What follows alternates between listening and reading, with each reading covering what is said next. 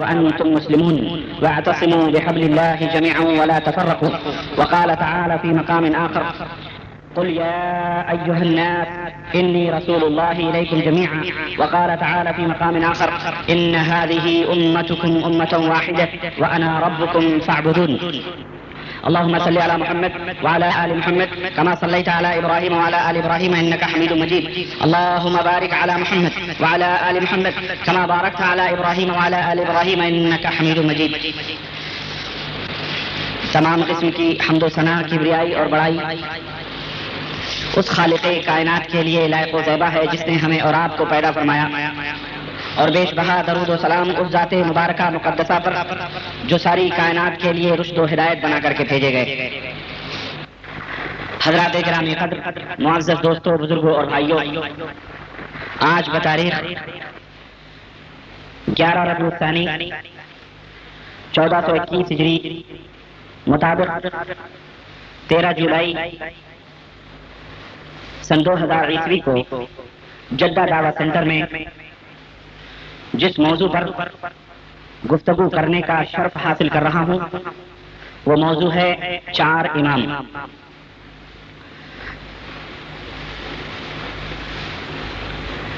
اللہ وحدہ لا شریک سے دعا ہے کہ اللہ تبارک و تعالی ہمیں کہنے اور سننے سے زیادہ عمل کی توفیق عطا فرمائے اور امت محمدیہ صلی اللہ علیہ وسلم کو صراط مستقیم پر گامزن فرمائے، آمین یا رب العالمین۔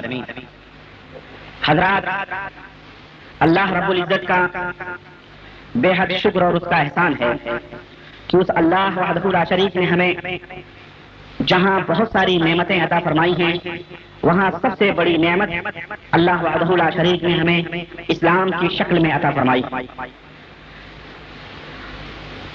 اسلام ایک بہت بڑی نعمت ہے جسے اللہ وحدہ لا شریک نے ہمیں عطا فرمایا ہے، اور پھر اس نعمت اور اس دولت کی حفاظت کی ذمہ داری بھی اللہ وحدہ لا شریک نے خود قبول فرمائی ہے۔ اللہ وحدہ لا شریک کا ارشاد ہے: انا نحن نزلنا الذکر وانا له لحافظون۔ ہم نے اس دین کو اتارا ہے، ہم نے اس ذکر کو، اس شریعت کو نازل کیا ہے اور ہم ہی اس کی حفاظت کرنے والے ہیں۔ اسی طرح اللہ وحدہ لا شریک کا یہ بھی احسان ہے کہ اس نے اس دین کو اپنے نبی کے ذریعے کامل و مکمل فرما دیا ہے۔ رب کا ارشاد ہے: الیوم اکملت لکم دینکم واتممت علیکم نعمتی ورضیت لکم الاسلام دینا۔ کہ اے لوگو، آج کے دن میں نے تمہارے لیے تمہارے دین کو مکمل کر دیا ہے اور میں نے اپنی نعمت پوری کر دی ہے اور میں دین اسلام سے اور خوش ہوا، یعنی میرا پسندیدہ دین اسلام ہے۔ اسی طرح اللہ وحدہ لا شریک کا ہمارے اوپر یہ بھی احسان ہے اور بڑا عظیم احسان ہے کہ اس نے ہمیں سب سے عظیم رہنما، سب سے عظیم قائد، سب سے بڑا امام عطا فرمایا، جو کسی قبیلے کا نہیں، جو کسی صرف خاندان کا نہیں، جو کسی ملک یا بستی کا نہیں، جو کسی علاقے کا امام نہیں، بلکہ امام الثقلین، امام العرب والعجم، سید الانس والجن، سید المرسلین، جس کی شان رب ذوالجلال نے قرآن کریم میں یوں ارشاد فرمائی: قل یا ایھا الناس انی رسول اللہ الیکم جمیعا۔ اے کائنات کے لوگوں، اے دنیا کے لوگوں، چاہے تم کسی بھی ملک اور بستی سے تعلق رکھنے والے ہو، کسی بھی خاندان، کسی بھی قبیلے سے تعلق رکھنے والے ہو، کسی بھی دھرم اور کسی بھی دین اور مذہب سے تعلق رکھنے والے ہو، انی رسول اللہ الیکم جمیعا، میں تم سب کا رسول بن کر کے بھیجا گیا ہوں، تم سب کا رسول بنا کر کے بھیجا گیا ہوں، میں تم سب کا پیغمبر ہوں، میں تم سب کا معلم ہوں، میں تم سب کا امام ہوں، میں تم سب کا بڑا ہوں۔ اللہ وحدہ لا شریک نے اسی وجہ سے اس نبی کی شان ایک جگہ یوں ارشاد فرمائی: لقد من اللہ علی المؤمنین اذ بعث فیہم رسولا من انفسہم یتلو علیہم آیاتہ ویزکیہم ویعلمہم الکتاب والحکمہ وان کانوا من قبل لفی ضلال مبین۔ کہ اے دنیا کے لوگوں، مومنوں پر اللہ کا یہ بہت بڑا احسان اور اس کا کرم ہے کہ اس نے انہی مومنوں میں سے ایک رسول بھیجا، انہی لوگوں میں سے ایک نبی بھیجا جو ان کے اوپر رب کی آیتیں پڑھ پڑھ کر کے انہیں سناتا ہے، تلاوت کرتا ہے، ویزکیہم، اور انہیں شرک و کفر اور دنیا کی تمام قسم کی رذالتوں اور گندگیوں سے پاک و صاف کرتا ہے، ان کو صاف اور ستھرا کرتا ہے، وَيُعَلِّمُهُمُ الْكِتَابَ وَالْحِكْمَةَ، اور انہیں کتاب و حکمت کی تعلیم دیتا ہے، بھلے وہ اس سے پہلے کھلی پھیلی ہوئی گمراہیوں میں تھے۔ تو یہ اللہ وحدہ لا شریک نے اپنے حبیب کی شان میں یہ آیتیں ارشاد فرمائیں، یہ اللہ وحدہ لا شریک کا فضل ہے۔ اور اسی طرح یہ بھی اللہ وحدہ لا شریک کا فضل اور بڑا کرم ہے کہ اس نے ہمیں ایک امت بنایا ہے، اس نے ہمیں ایک مختلف ٹولیوں اور جماعتوں میں نہیں بنایا، بلکہ ہمیں ایک امت کا سرٹیفکیٹ عطا فرمایا۔ ان ھذہ امتکم امۃ واحدہ، اے کائنات کے لوگوں تم ایک امت ہو، تم ایک گروہ ہو، تم ایک جماعت ہو، وانا ربکم فاعبدون، اور تم سب کا میں رب ہوں، اس لیے میری عبادت و بندگی کرو۔ کنتم خیر امۃ اخرجت للناس تأمرون بالمعروف وتنہون عن المنکر، اے لوگو تم ایک بہترین امت ہو، تمہیں اس لیے پیدا کیا گیا ہے تاکہ تم لوگوں کو بھلائیوں کا حکم دو اور برائیوں سے روکو۔ واعتصموا بحبل اللہ جميعا ولا تفرقوا، اور اے لوگو اللہ کی رسی کو مضبوطی کے ساتھ پکڑ لو اور ٹکڑے ٹکڑے نہ بنو، مختلف جماعتوں اور مختلف ٹولیوں میں نہ بنو۔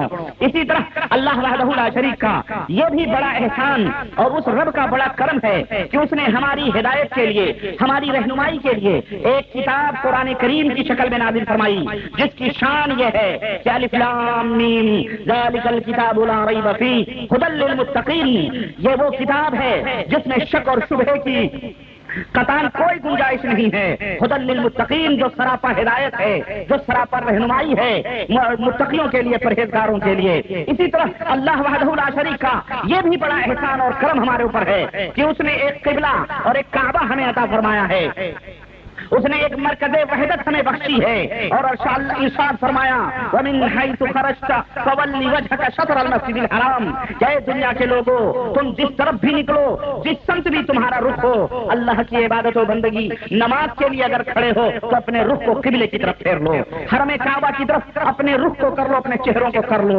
اللہ اکبر۔ مسلمانوں، یہ اللہ وحدہ لا شریک کے اس سے کہیں زیادہ نعمتیں ہمارے اوپر موجود ہیں، یہ تو میں نے چند آپ کے سامنے بیان کی ہیں۔ اللہ وحدہ لا شریک، ذرا اللہ اکبر، ذرا غور کریں آپ اور ذرا سوچیں کہ اللہ وحدہ لا شریک کی اس عظیم نعمت پر ذرا آپ سوچیں کہ اللہ وحدہ لا شریک کی اس عظیم حکمت پر بھی غور کریں کہ وہ تنی تنہا، وہ اکیلا اللہ ہے، وہ ایک ہے، وہ بے مثال، وہ بے ہمتا ہے۔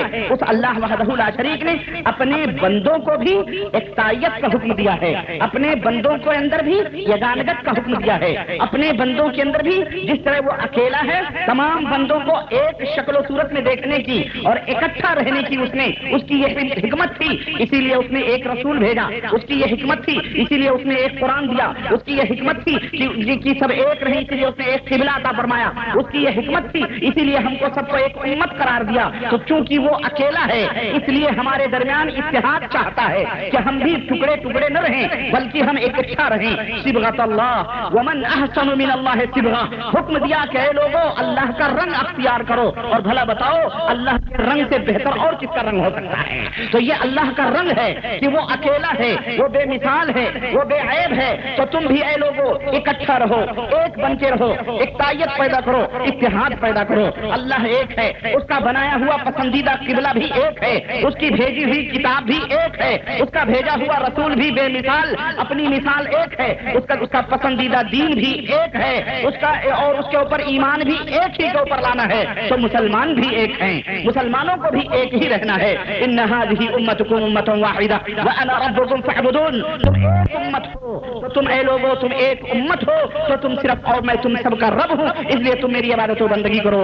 اللہ وحدہ لا شریک یہ نہیں چاہتا کہ تم ٹکڑے ٹکڑے بنو، اللہ نہیں چاہتا کہ تم بکھر کے رہو، بلکہ وہ تمہیں حکم دیتا ہے وَأَطِيعُوا اللَّهَ وَرَسُولَهُ وَلَا تَنَازَعُوا فَتَفْشَلُوا وَتَذْهَبَ رِيحُكُمْ، کہ اے میرے بندو اللہ کی اطاعت کرو، اس کے رسول کی اطاعت کرو، وَلَا تَنَازَعُوا، اور آپس میں جھگڑے نہ کرو، آپس میں اختلاف نہ کرو، آپس میں لڑائی نہ کرو۔ فَتَفْشَلُوا، کیوں لڑائی کرو گے، اختلاف کرو گے، تم کیا ہو جاؤ گے؟ فیل ہو جاؤ گے، تم بکھر جاؤ گے، تم جو ہے ناکامیاب ہو جاؤ گے۔ فتذهب ريحكم، تمہارا روب، تمہارا دبدبا، تمہاری سطوت اور تمہاری جلالت جو لوگوں کے دلوں میں بیٹھی ہوگی تمہارے اتحاد کے پارا پارا ہونے سے، منتشر ہونے سے، تمہارے درمیان اختلاف ہونے سے، وہ تمام سب اتحاد بکھر جائے گا اور تمہاری ہوا اکھڑ جائے گی۔ یہی وہ بنیادی تعلیمات تھی، یہی وہ اساسی تعلیمات تھی جس پر عمل پیرا ہو کر پہلے زمانے کے مسلمان سیسا پلائی ہوئی دیوار بن گئے، سیسا پلائی ہوئی دیوار بن گئے، اور اور ایک تائیت اور ایگانگت کی ایک عظیم مثال پیدا کی. یہی وہ فکر تھی اور یہی وہ روح تھی جسے محمد الرسول اللہ صلی اللہ علیہ وسلم نے جانور صفت لوگوں نے، ان حیوان صفت لوگوں کے اندر، ان کے دلوں کے اندر نبی رحمت صلی اللہ علیہ وسلم نے پھونکی تھی تو وہ قیصر و کسریٰ کے مالک بن گئے تھے، ان کے تاج ان کے قدموں میں آ گئے تھے، اور وہ کس طرح سے اطاعت رسول کے جذبے سے سرشار تھے. اللہ اکبر. ان کے اندر محمد الرسول اللہ صلی اللہ علیہ وسلم کی کس قدر محبت موجزن تھی کہ اپنے کی آپ صلی اللہ علیہ وسلم اگر تھوک نکالتے تھے، اگر کھخار نکالتے تھے اور باہر پھینکتے تھے، اللہ اکبر، کس قدر محبت تھے. ان کے سینے موجزن تھے اور کتنا ٹھاٹھے مارتا ہوا سمندر محبتوں کا ان کے دلوں کے اندر تھا کہ آپ کے بلغم کو، آپ کے تھوک کو لینے کے لیے وہ مقدس ہستیاں ٹوٹ پڑتی تھیں اور ان تھوکوں کو اپنے جسموں کے اوپر وہ ملنا فخر سمجھتے تھے. اور یہی نہیں، نبی رحمت انہیں ہٹاتے تھے، نبی رحمت انہیں بھگاتے تھے، لیکن وہ دوڑ کر آپ کے لعاب کو، آپ کے تھوک کو اپنے جسموں کے اوپر مل لیا کرتے تھے. اور اللہ اکبر، ایک جہاد کے اندر ایک صحابی نے، ان کے پاس ڈھال نہیں تھی، ان کے پاس ڈھال نہیں تھی، اور یہ غزوہ احد کا واقعہ ہے میرے کے پاس ڈھال نہیں تھی. تیر دشمنوں کے محمد الرسول اللہ صلی اللہ علیہ وسلم کی طرف آ رہے تھے، ڈھال نہ ملی، جسم بھی دور سے ہی انہوں نے ہاتھ اللہ کے حبیب صلی اللہ علیہ وسلم کے چہرے مبارک کی طرف کر دیا تاکہ اللہ کے حبیب کو تیر نہ لگے، اور تیروں کی بوچھار شروع ہوئی. صحیح بخاری کی روایت میں آتا ہے اس قدر تیر آئے کہ اس صحابی کے ہاتھ چھلنی ہو گئے، اس صحابی کے ہاتھ چل ہو گئے، لیکن خود ان مصیبتوں کو برداشت کرنا، ان اذیتوں کو برداشت کرنا گوارا کیا، لیکن محمد الرسول اللہ صلی اللہ علیہ وسلم کے چہرے مبارک کی طرف سے اپنے ہاتھ کو انہوں نے ہٹانا گوارا نہ کیا. کیسی محبت تھی ان کے اندر، وہ کیسے لوگ تھے. واللہ جب ہم ان کی سیرت پڑھتے ہیں، جب ہم ان کی تاریخ پڑھتے ہیں تو ہمیں حیرت ہوتی ہے کہ وہ کیسے لوگ تھے جنہوں نے آپ صلی اللہ علیہ وسلم کے پیچھے چلنا گوارا کر لیا. آپ صلی اللہ علیہ وسلم کے پیچھے چلنے کے لیے نہ انہوں نے جان کو جان سمجھا، نہ مال کو مال سمجھا، بلکہ جان، مال، عزت، آبرو، اولاد، گھر، عزہ، اقارب، سب کچھ آپ صلی اللہ علیہ وسلم پر فدا کر دیا. عزہ اقارب کو چھوڑا، ماں اور باپ کو چھوڑا. یہی نہیں بلکہ اگر اپنا باپ، اپنا رشتہ دار، اپنا قریبی کوئی اگر محمد الرسول اللہ صلی اللہ علیہ وسلم کا مخالف مل گیا اور میدان جہاد میں سامنے آ گیا، اللہ اکبر، اس قدر محبت رسول ان کے اوپر غالب تھی کہ باپ کو باپ نہ سمجھا، رشتہ دار کو رشتہ دار سمجھ کر کے اسے معاف نہ کیا، بلکہ میدان جہاد میں اس کے سر کو اس کے تن سے جدا کر دیا. عجیب لوگ تھے کہ سب کچھ چھوڑ کر، دنیا جہان چھوڑ کر محمد الرسول اللہ صلی اللہ علیہ وسلم کے ساتھ لگ گئے تھے. سب کچھ چھوڑنا ان کے لیے گوارا تھا، مگر آپ کی فرما برداری ان سے چھوڑی نہ گئی. سخت سے سخت مصیبتیں جھیل رہے ہیں، سخت سے سخت پریشانیوں کے اندر ہیں، مہینوں بھوکے رہتے تھے، کئی دنوں تک ایک ایک چھہارے پر ان کا گزارا ہوتا تھا، کئی دنوں تک ایک ایک چھہارے وہ کھاتے تھے. پتے کھا کھا کر کے انہوں نے اللہ کے اس دین کو، محمد الرسول اللہ کی لائی ہوئی اس شریعت کو پتے کھا کھا کر دنیا کے گوشے گوشے میں انہوں نے اس کو پہنچایا. بھوک اور پیاس سے پریشان رہتے، مگر آپ حکم کی تعمیل کے لیے میدان جہاد سے کبھی پیٹ پھیر کر کے لوٹنا گوارا نہ کرتے تھے، میدان جہاد میں رہتے تھے. میرے دوستو، ہم کہتے ہیں، آپ سن رہے ہیں، زبان سے کہنا بڑا آسان ہے، کانوں سے سن لینا ان باتوں کا بڑا آسان ہے، لیکن ذرا اس سے پوچھو جس نے 2-4 وقتوں کا بھوک کا تجربہ کیا ہو، پیاس کا تجربہ کیا ہو، ذرا اس سے اس بات کو پوچھو. وہ تو کہتے تھے، وہ تو کھجوریں چوس چوس کر کے، اس سے پوچھو کہ بھوک کی شدت انسان کو کس طرح سے پاگل کر دیتی ہے اور کتنی تکلیف اٹھاتے، کتنی تکلیف دہ ہوتی ہے. مگر وہ کیسے قدس الصفات لوگ تھے میرے عزیز. وہ انہی قدس الصفات لوگوں کا ایمان تھا، انہی صحابہ کا ایمان تھا کہ وہ ایسی حالت میں بھی ذرا بھی گھبراتے اور پریشان نہ ہوتے تھے، بلکہ سخت بھوک کی حالت میں بھی وہ میدان جہاد میں ڈٹے رہتے تھے. اور بعض صحابہ کا بھوک کی شدت سے عالم یہ تھا کہ جب نبی کی خدمت میں پہنچتے تھے تو لڑکھڑا کر وہ گر جایا کرتے تھے. لوگ انہیں مجنون سمجھتے تھے کہ یہ مجنون ہو چکے ہیں، لیکن وہ مجنون نہ تھے، بلکہ بھوک کی شدت ہے، بھوک کی تکلیف ہے، ان کے پیروں میں کھڑنے کی سخت رہتی تھی۔ اللہ اکبر۔ ایک صحابی کرام تھا اور اتنی بھوک برداشت کر لیتے تھے، ہو سکتا تھا وہ جا کر کے کہیں کچھ روزی روٹی کما کر وہ اپنے پیٹ کو بھر سکتے تھے، لیکن وہ ایسے عاشق تھے، نبی عاشق بھی کہنا، ان کے ایسے محب تھے وہ رسول اللہ صلی اللہ علیہ وسلم کے کہ وہ نبی کا ساتھ چھوڑنا گوارا نہ کرتے تھے۔ ایک صحابی رسول آئے، نبی رحمت صلی اللہ علیہ وسلم صحابہ کرام کے درمیان بیٹھے ہوئے تھے، آپ سے گفتگو شروع ہوئی۔ آپ سے گفتگو جب شروع ہوئی، آپ نے نبی کریم صلی اللہ علیہ وسلم نے اپنے رخ انور کو، اپنے چہرے مبارک کو ان سے پھیر لیا اور فرمایا مسواک کر لیا کرو، تمہارے منہ سے بدبو آتی ہے، مسواک کر لیا کرو، تمہارے منہ سے بدبو آتی ہے۔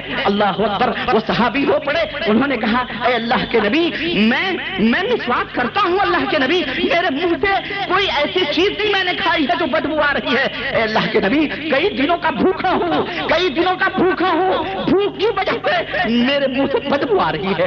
اللہ اکبر۔ وہ کیسے لوگ تھے، وہ کیسے غریب لوگ تھے جنہیں اللہ وحدہ لا شریک نے اپنے نبی کا ساتھی بنایا تھا، اپنے نبی کا صحابی بنایا تھا اور آپ کی فرما برداری کے لیے انہیں چن لیا تھا۔ وہ ایسے غریب لوگ تھے کہ اپنے ذاتی آرام کو، اپنی منفعت کو، اپنے مفاد کو سب کچھ قربان کر دیتے تھے، لیکن محمد رسول اللہ صلی اللہ علیہ وسلم کے پیچھے چلنا اس کو نہیں چھوڑتے تھے۔ ان کی سچی تمنا آخرت کی تھی، انہیں اللہ کی رضا اور رب کی خوشنودی مطلوب تھی، جبھی تو اللہ وحدہ لا شریک نے عرش سے ان کے لیے آواز دی۔ کیا آواز دی؟ کہ محمد الرسول اللہ والذین معہ اشداء علی الکفار رحماء بینہم تراہم رکعا سجدا یبتغون فضلا من اللہ ورضوانا۔ محمد صلی اللہ علیہ وسلم اللہ کے رسول ہیں اور ان کے جو ساتھی ہیں، ان کے جو صحابہ ہیں، وہ آپس میں بہت ہی نرم ہیں، آپس میں بڑے ہی گھل مل کے رہتے ہیں، محبتی ہیں، لیکن کفار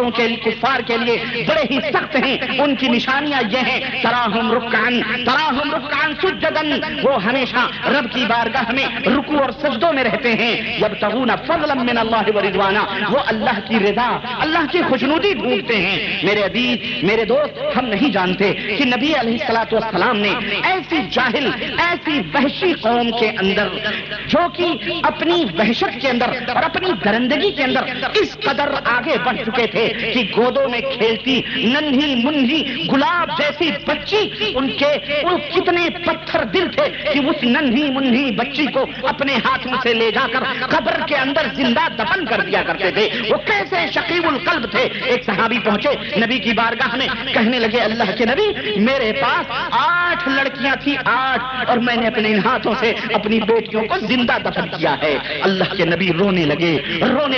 ایک صحابی پہنچے، انہوں نے کہا اللہ کے رسول صلی اللہ علیہ وسلم، میری ایک ننھی منھی بچی تھی، میرے بہت ہل جل گئی تھی مجھ سے، وہ میرے پاس ہمیشہ رہا کرتی تھی، ایک آواز پر وہ دوڑ کر کے آتی تھی۔ اللہ کے حبیب، ایک دفعہ میرے غیرت نے برداشت نہیں کیا، میں نے اپنے ننھی منھی بچی کو لیا، صحرا کی طرف گیا اور ایک اندھے کنویں کے اندر جب میں قریب پہنچا، میں نے اپنی بچی کو اس کے اندر دھکا دے دیا اور وہ بچی چیختی رہی۔ جب کنویں کے اندر پہنچی، اس کی آخری آواز میرے کان میں پہنچی، ہائے ابا جان، یہ کیسا ظلم آپ نے کر دیا، لیکن میں اس کی چیخ پر میرا دل بھی نہیں پتیجا۔ یہ واقعہ صحابی بیان کر رہے ہیں اور آنسو محمد الرسول اللہ صلی اللہ علیہ وسلم کے چہرے مبارک پر اس قدر بہے کہ داڑھی مبارک تر ہو گئی۔ آپ صلی اللہ یہ اتنے وحشی تھے کہ اپنی عورتوں کو کرائے پر دیا کرتے تھے۔ یہ اتنے بے غیرت تھے کہ طاقتور بچہ حاصل کرنے کے لیے، یہ طاقتور بچہ اور خوبصورت بچے حاصل کرنے کے لیے یہ معاشرے میں طاقتور اور حسین لوگوں کے پاس اپنی عورتوں کو بھیج دیا کرتے تھے کہ جاؤ اس سے زنا کرواؤ تاکہ طاقتور بچہ پیدا ہو۔ کیسے یہ لوگ تھے کہ ذرا سی بات پر برسوں کا ہزاروں کی لڑائی بھڑک پڑنا، ہزاروں کی جان لینا ان کے دائیں بائیں کا کھیل تھا اور یہ بہت ہی معمولی کام وہ سمجھا کرتے تھے۔ کتنے بد تہذیب اور کتنے جاہل اور کتنے وحشی لوگ تھے۔ ہمیں نہیں معلوم کہ نبی کریم صلی اللہ علیہ وسلم نے کون سی ایسی روح پھونک دی تھی ان کے سینوں کے اندر، کون سی ایسی جان ڈال دی تھی کہ وہ دنیا کے عظیم ترین مہذب اور عظیم ترین شائستہ اور عظیم ترین لوگ بن گئے تھے اور اللہ کے اتنے محبوب بن گئے تھے کہ عرش والا ان کی مدح و ستائش کر رہا تھا۔ قرآن کریم میں مجھے کہنے دیا جائے، آؤ میں تمہیں بتاؤں تقدیر امم کیا ہے، وہ کون سی روح تھی، وہ کون سی پھونک تھی جس نے ان وحشیوں کو مہذب، دنیا کا سب سے عظیم ترین شائستہ اور مہذب بنا دیا تھا، سب سے بڑا متمدن اور سب سے بڑے با اخلاق اور دنیا کے بہت ہی عظیم لوگ بن چکے تھے.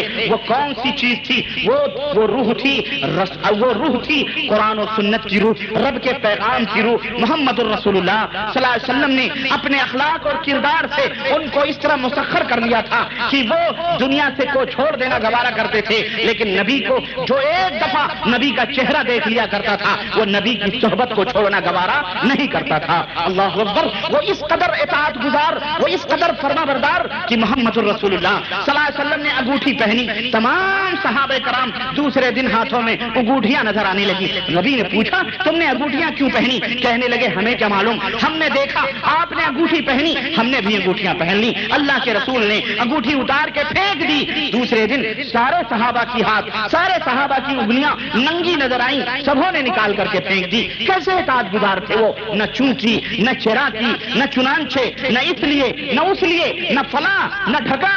نبی کو دیکھ رہے ہیں اپنے عمل کو سنوار رہے ہیں، سجا رہے ہیں. رسول اللہ صلی اللہ علیہ وسلم نماز پڑھا رہے ہیں، عین نماز کی حالت میں جبریل آئے اور کہا آپ کے جوتے میں گندگی لگی ہے، جوتا نکال دیجئے. نبی نے جوتے نکال دیے. جب جوتے نکال دیے دیکھا صحابہ کرام نے کہ نبی نے جوتے نکالے، سارے لوگوں نے جوتے نکال دیے. سلام پھیرا نبی نے، پوچھا ہم نے جوتے نکالے.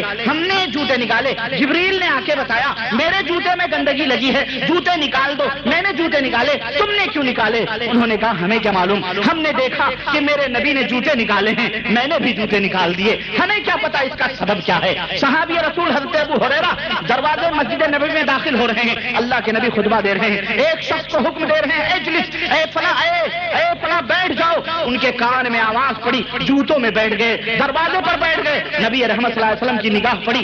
آپ نے کہا ابو ہریرہ تم کیوں بیٹھ گئے؟ تم اندر آؤ. ہمیں کیا، تم اندر آؤ، ہم نے تم کو نہیں بیٹھنے کے لیے کہا تھا. حضرت ابو ہریرہ کہنے لگے اللہ کے نبی آپ کی آواز کان میں پڑی کہ بیٹھ جاؤ، ہمارے کان میں آواز پڑی، ہمیں کیا معلوم آپ کس کو حکم دے رہے ہیں. میں فوراً بیٹھ گیا. میرے دل میں خیال آیا ابو ہریرہ انہی جوتوں میں بیٹھ جا، کیونکہ نبی کا حکم ہے بیٹھ جا.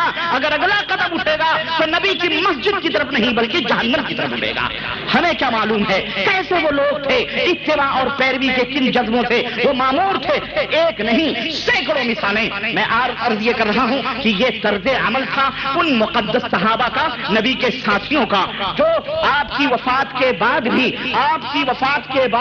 یہی طرز عمل رہا ہے.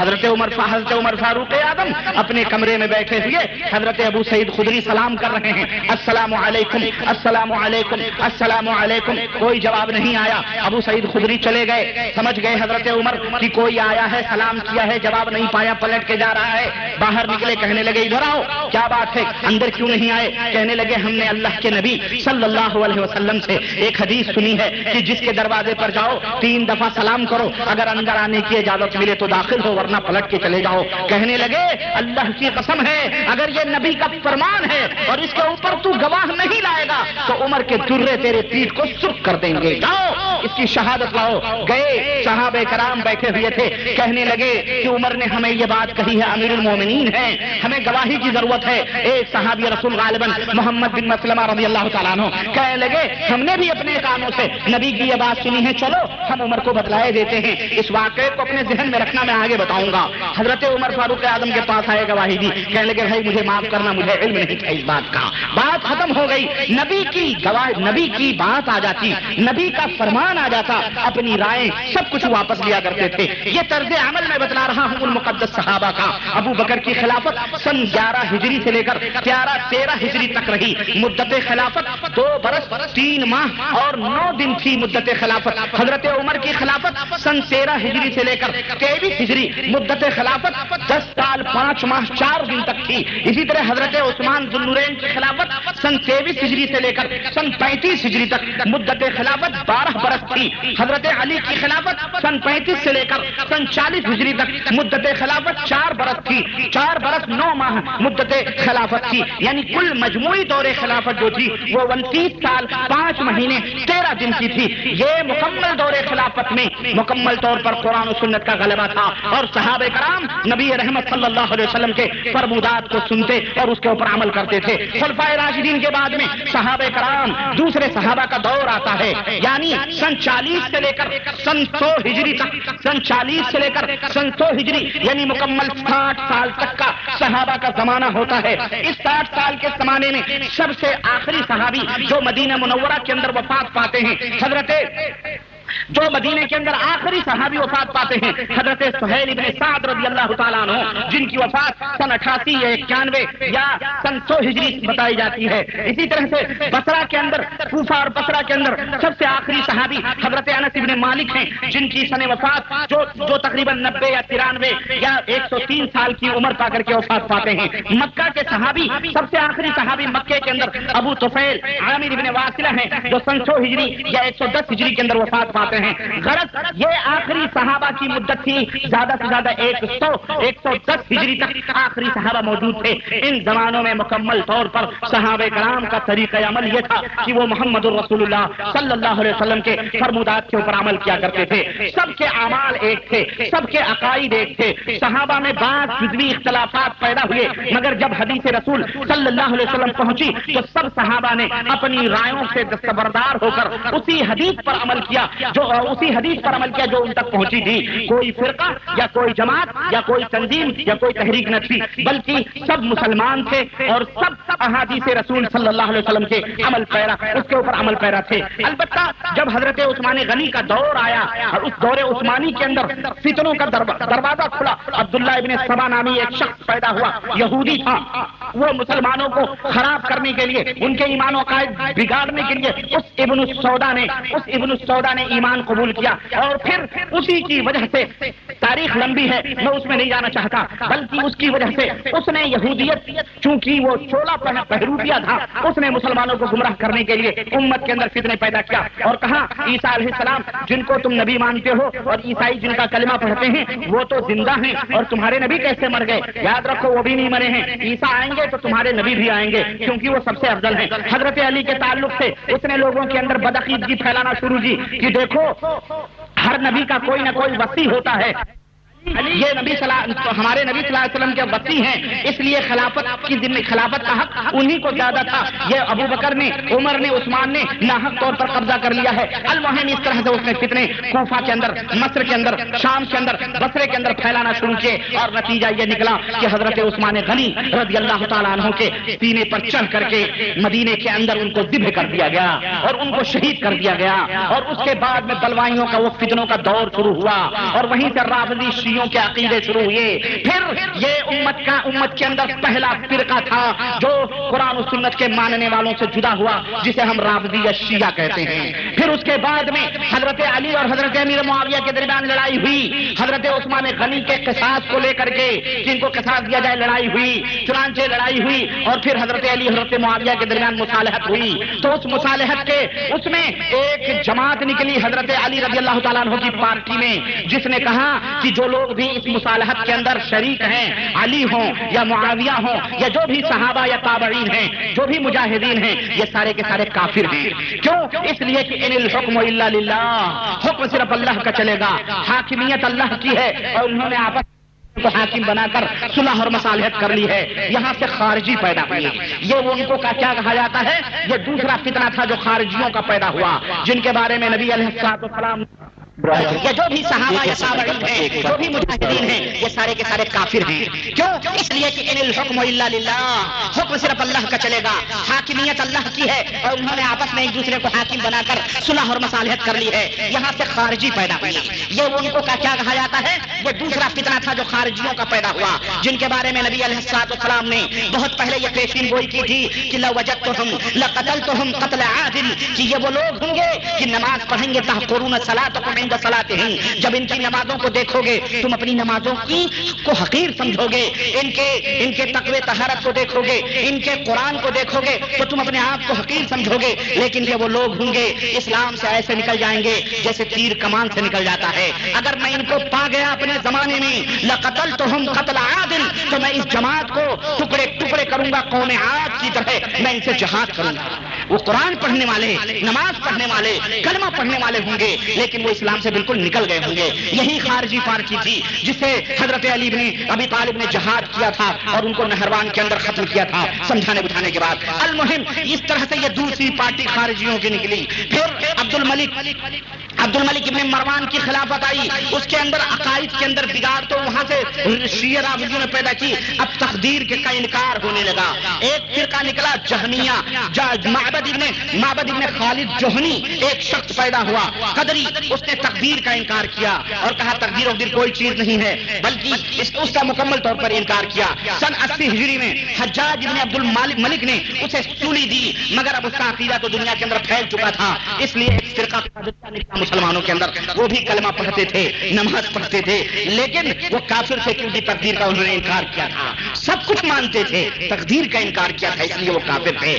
پھر اسی طرح سے آخری صدی میں سن 100 ہجری کے اخیر تک چلتے چلتے ایک شخص جہم ابن صفوان ظاہر ہوا، جس نے صفات الہیہ کا انکار کیا اور اس نے کہا موسیٰ سے اللہ نے کوئی گفتگو نہیں کی ہے، مکمل طور پر اللہ نہ سنتا ہے نہ بولتا ہے نہ کچھ نہیں، مکمل صفات کا اس نے انکار کیا۔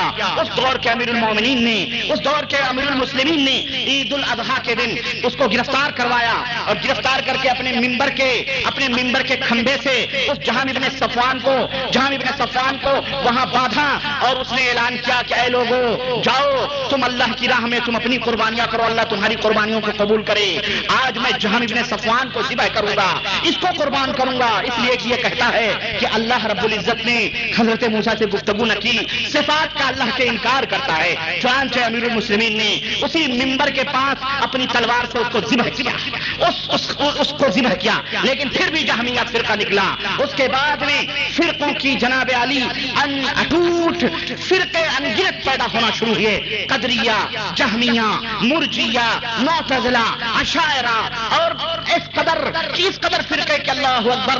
حضرت شیخ عبد القادر جیلانی نے اپنی کتاب کنیت الطالبین میں تو باقاعدہ پوری فہرست ہی تیار کر کے رکھی ہے۔ المہم اس طرح فرقوں کی ایک المناک دردناک داستان اور کہانی ہے۔ امت واحدہ ٹوٹتی رہی، بکھرتی رہی، بدعقیدگیوں کے جھکڑ چلتے رہے، طوفان چلتے رہے، امت کے درمیان نہ جانے کیسے کیسے فرقے پیدا ہوئے، لیکن قرآن و سنت کے عاملین قرآن و سنت کے جھنڈے کو اپنے ہاتھوں میں لیے ان تمام طوفانوں کے سامنے ڈٹ کر ان کا مقابلہ کرتے رہے۔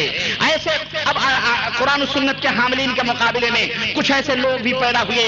مدرسہ قائم ہوا کوفہ کے اندر، اہل الرائے کا مدرسہ، جن کے پاس نہ قرآن کی کتاب اللہ تھی، لیکن ان کے پاس حدیث نہیں تھی، تو وہ لوگ اپنی رائے سے فیصلہ کیا کرتے تھے۔ اس طرح سے اہل الرائے کا مدرسہ قائم ہوا۔ غرض اس طرح سے میرے عزیز ان جھوٹے عقیدوں کے مقابلے میں ہر دور میں حاملین قرآن و سنت موجود رہے اور انہوں نے ان سے ڈٹ کا مقابلہ کیا۔ اللہ وحدہ لا شریک نے چونکہ اس دین اسلام کی حفاظت کی ذمہ داری لی ہے، اس لیے ہر دور میں اس دین حنیف کی حفاظت کے لیے، اس دین حنیف کی خدمت کے لیے، اللہ کے اس دین کی مدد کے لیے اللہ وحدہ لا شریک نے اپنے اس دین کی طرف لوگوں کو دعوت دینے کے لیے اور اپنے پیغام اور اپنے نبی کے پیغام کو پہنچانے کے لیے ہر دور کے اندر ائمہ کو، محدثین کو، علماء کو اللہ وحدہ لا شریک نے پیدا فرمایا، اور بے شمار ہزاروں کی تعداد میں اللہ وحدہ لا شریک کے فضل سے امت محمدیہ کے اندر ائمہ پیدا ہوئے، اور ہر میدان میں الحمدللہ انہوں نے دین کی خدمت کی، اور اتنے ائمہ پیدا ہوئے کہ اللہ اکبر ان کی فہرست اگر میں بیان کروں تو بہت کافی ٹائم چاہیے۔ اور وہ لوگ جو بے نام ہو کے مر گئے اور جنہوں نے دین کی خدمت کی وہ بات تو الگ رہی، لیکن دین کے بہت ایسے ائمہ جو آج بھی آسمان شہرت کے اوپر چمک رہے ہیں، ایسے بھی ائمہ پیدا ہوئے اور انہوں نے دین اسلام کی خدمت کی۔ اور بحیثیت مسلمان ہمارا بھی اور اے دنیا کے مسلمانوں تمہارا بھی یہ اعتقاد ہونا چاہیے کہ اللہ وحدہ لا شریک نے اپنے دین کی خدمت کے لیے جتنے بھی خادموں کو پیدا کیا اور جتنے بھی امام اور علماء کو پیدا کیا، ان سب کو عزت و احترام کی نظر سے دیکھتے ہوئے تم ان کی باتوں کو قبول کرو جن کی باتیں تمہیں مدینے والے سے ملانے والی ہوں، جن کی باتیں تمہیں محمد الرسول اللہ صلی اللہ علیہ وسلم کی باتوں تک پہنچانے والی ہوں، نبی کی سنتوں کو تم تک پہنچانے والی ہوں، ان سب کی باتوں کو لے لو، اور جن کی باتیں تمہیں نبی تک نہ پہنچانے والی ہوں وہ کوئی بھی ہو، ان کی باتوں کو ان کے اوپر ڈال دو، ان کے اوپر چھوڑ دو۔ تعصب اگر کرنا ہے تو اس مدنی تاجدار حضرت محمد الرسول اللہ جو ساری کائنات کا امام بن کر کے آیا ہے، اس ایک امام سے تعصب کرو جس امام کے پیچھے چلنے پر تمہاری نجات موقوف ہے، تم جنت میں جا سکتے ہو، جس کے اوپر قرآن شاہد ہے، جس امام کی پیروی سے تم اللہ کی رضا اور خوشنودی پا سکتے ہو، اس کے پیچھے چلو، اسی کی ضمانت اللہ نے لی ہے۔ تعصب کرنا ہے تو رسول کی احادیث سے کرو، رسول کے فرمان سے کرو، اور کسی امتی کے فرمان یا کسی امتی کے قول سے تعصب کرنے سے تم کو کچھ نہیں مل سکتا ہے۔ قرآن و سنت کو لازم پکڑو، مگر ہائے افسوس شیطان لعین کامیاب ہوا، مردود شیطان کامیاب ہوا، اور کیا معاملہ ہوا؟ معاملہ تو حقیقت میں یہ ہونا چاہیے تھا کہ سب کو رسول اللہ صلی اللہ علیہ وسلم کے پیچھے چلنا چاہیے تھا، مگر معاملہ الٹا نظر آیا۔ آج بھی دنیا کا عجیب و غریب حال ہے، بالخصوص ہمارے ملکوں کے اندر، چاہے وہ پاکستان ہو، ہندوستان ہو، بنگلہ دیش ہو، افغانستان ہو، ہمارے ہاں معاملہ کچھ عجیب و غریب الٹا نظر آتا ہے، چاہے وہ مولوی ہو، چاہے وہ محدث ہو، آپ کو شیخ الحدیث کہتا ہو، پیر ہو کہ سجادہ نشین ہو کہ مرید ہو، سب دیکھ رہے ہیں، سب چلا رہے ہیں، اور جس کی زبان پہ دیکھو اسے نماز کا طریقہ نہیں معلوم، اسے طہارت کا طریقہ نہیں معلوم، اسے روزے کا معاملہ نہیں معلوم، شریعت میں حلال اور حرام کیا ہے اس کو پتہ نہیں ہے، عقیدے میں شرک کیا ہے، بدعت کیا ہے اس کے ملاؤں نے اسے نہیں بتلایا ہے، لیکن اسے یہ ضرور معلوم ہے 4 امام برحق ہیں، اسے یہ ضرور پتا ہے 4 امام برحق ہیں، 4 امام برحق ہیں، 4 امام برحق ہیں، 4 مسلح برحق ہے۔ اس کی حقیقت کیا ہے، اس کی کیفیت کیا ہے، ان بیچارے عوام کو، ان بیچارے ضعیفوں کو، کمزور ان کو نہیں بتایا گیا۔ انہوں نے جن کا کلمہ پڑھا ہے اس کلمے کے تقاضوں تک کو نہیں پورا کیا گیا، نہ ان تک پہنچایا گیا۔ میں سوچنے لگا 4 امام برحق کون سے 4 امام؟ کہنے لگے حضرت امام ابو حنیفہ، حضرت امام شافعی، حضرت امام مالک، حضرت امام احمد بن حنبل۔ ہم نے کہا استغفر اللہ، ابو حنیفہ سے بھی پہلے، امام مالک سے بھی پہلے، امام احمد بن حنبل سے بھی پہلے، امام شافعی سے پہلے مدینے کے اندر فقہائے 7 امام 7 یا 9 موجود تھے، ان کے وجود سے پہلے ان کا وجود تھا، انہیں کیوں نہیں برحق مانا گیا؟ ایک سے ایک فقیہ موجود تھے، 7 فقہا جو مدینے کے ستارے کہلائے جاتے تھے وہ بھی موجود تھے، ان کو برحق نہیں کہا جا رہا ہے۔ یہ 4 ہی، اور پھر یہی 4 امام تو امت کے اندر نہیں ہوئے ہیں، بلکہ امت کے اندر سینکڑوں امام ہوئے ہیں، ہزاروں امام ہوئے ہیں۔ کیا امام بخاری امام نہیں؟ امام مسلم امام نہیں؟ امام ترمذی امام نہیں؟ امام ابو داؤد امام نہیں؟ امام نقی امام نہیں؟ علی بن مدینی امام نہیں؟ امام حاکم امام نہیں؟ کون؟ کتنے امام ہیں؟ ہزاروں امام ہوئے ہیں جنہوں نے دین اسلام کی خدمت کی ہے۔ کسی نے اینٹ رکھی، کسی نے بنیاد بنائی، کسی نے گارے بنائے، کسی نے کلئی کری، کسی نے کچھ کیا، کسی نے کچھ کیا، سب اماموں نے خدمت کی، لیکن برحق صرف 4 ہی امام ہیں۔ یہ عجیب و غریب فیصلہ ہے، یہ میری سمجھ میں نہیں آیا۔ میں نے کہا کہ جب اگر 4 امام برحق تو اس کا مطلب یہ ہے کہ باقی سب ناحق۔ اگر 4 ہی امام برحق تو سارے ائمہ جو ان کے بعد تھے یہ تمام کے تمام سب ناحق ہے کہ نہیں؟ امام بخاری بھی ناحق، امام مسلم بھی سارے ناحق، یہی 4 برحق۔ اور اگر یہ، میں نے کہا چلو ٹھیک ہے، مان لیتے ہیں کہ اگر یہ 4 امام حق پر ہیں، اگر یہ 4 امام برحق ہیں، تو میرے عزیزوں میں مانتا ہوں کہ حضرت امام ابو حنیفہ بھی برحق، حضرت امام شافعی بھی برحق، حضرت امام مالک بھی برحق، حضرت امام احمد بن حنبل بھی برحق۔ اور ہمارا تو عقیدہ یہی نہیں کہ 4 برحق، بلکہ ہمارے عقیدے کے مطابق جنہوں نے بھی خدمت رسول نبی صلی اللہ علیہ وسلم کی سنت اور اللہ کے قرآن کی خدمت کی ہے، سارے بیچارے حق پر تھے، جتنے بھی مجتہدین تھے سارے حق پر تھے، لیکن ان کے حق پر ہونے سے یہ کہاں لازم آتا ہے کہ جناب بھی حق پر ہوں؟ بات نہیں سمجھ میں آئی؟ اگر یہ 4 حق پر ہیں اور یقیناً ہیں تو پھر اس میں یہ لازم کہاں آتا ہے کہ جناب جو ان کی طرف اپنی نسبتیں کر رہے ہیں آپ بھی حق پر ہوں؟ یہ کہاں لازم آتا ہے؟ اگر کہتے ہو بے شک لازم آتا ہے کہ جب ہم ان کو مانتے ہیں تو یقیناً ہم بھی حق پر ہیں، تو میں کہوں گا تو پھر عیسائی بھی حق پر، کیوں؟ حضرت عیسائی حضرت عیسیٰ علیہ السلام کو مانتے ہیں، اور جناب علی عیسائی تو اپنے نبی کے نام کی طرف نسبت کر کے اپنے کو عیسائی کہتے ہیں۔ تم نے تو اپنے نبی کا نام بھی لینا گوارا نہ کیا، اپنے نبی کے نام کی طرف بھی نسبت نہ کی، بلکہ کسی امتی کی نسبت کر لی۔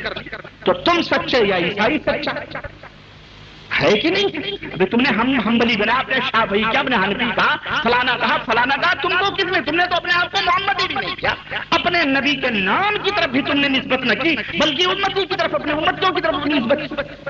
اور اگر نسبتوں کی وجہ سے تم حق پر ہو تو پھر مجھے کہنے دو، پھر رافضی شیعہ بھی حق پر ہیں۔ کیوں؟ رافضی شیعہ بھی اپنے اپنے اماموں کی طرف نسبت کرتے ہیں۔ بھائی جعفری فقہ پانچویں فقہ ہے کہ نہیں ہے؟ اگر فقہ ابو حنیفہ حق پر، فقہ حنبلی حق پر، فقہ مالکی حق پر، فقہ شافعی حق پر، تو فقہ جعفری حق پر کیوں نہیں؟ امام جعفر صادق وہ بھی امام تھے بھائی، ان کو کیوں آپ نے چھانٹ دیا؟ اور وہ تو حضرت حسین کے نام، حضرت علی کی محبت کے دعوے اپنے سینے پیٹتے سب کچھ کرتے ہیں، وہ بھی اپنی نسبت علی کی طرف رضی اللہ تعالیٰ عنہ، وہ بھی صحابی کی طرف کرتے ہیں۔ تو یہ بتاؤ، جب علی رضی اللہ تعالیٰ عنہ ہمارا اور تمہارا اور جتنے بھی یہ اپنے آپ کو حنفی شافعی کہنے والے ہیں، میں سب سے مخاطب ہوں، مجھے بتاؤ جب حضرت علی جنت میں جائیں گے تو کیا یہ رافضی شیعہ بھی ان کے ساتھ جنت میں جائیں گے؟ ہمارا تو عقیدہ ہے کہ ہرگز نہیں جائیں گے، کہ جائیں گے؟ ہاں نہیں جائیں گے۔ اگر حضرت عیسیٰ جنت میں جائیں گے تو ان کے نام پر اپنی طرف نسبت کرنے والے عیسائی بھی جنت میں جائیں گے؟ ہرگز نہیں جائیں گے۔ وہ اپنے آپ کو عیسائی نہیں، اپنے آپ کو ان کے نام پر قربان کر لیں، پھر بھی جنت میں نہیں جائیں گے۔ اور تو اور ہے، ہمارے اس دور کا جو بڑا فتنہ مانا جاتا ہے، میں مانا جاتا ہے استعمال کرتا ہوں، اس مرزائی، اس کو مانا جاتا ہے۔ کیوں؟ بہت سارے اس کے عقیدے پر ہیں لیکن انہیں مانا نہیں جاتا ہے، اس لیے وہ چور چھپے ہوئے ہیں۔ میں ان سب کو چور سمجھتا ہوں، جن سب چوروں نے ایک چور بتا دیا کہ یہ چور ہے، باقی سب چھپ چھپا کے بیٹھے۔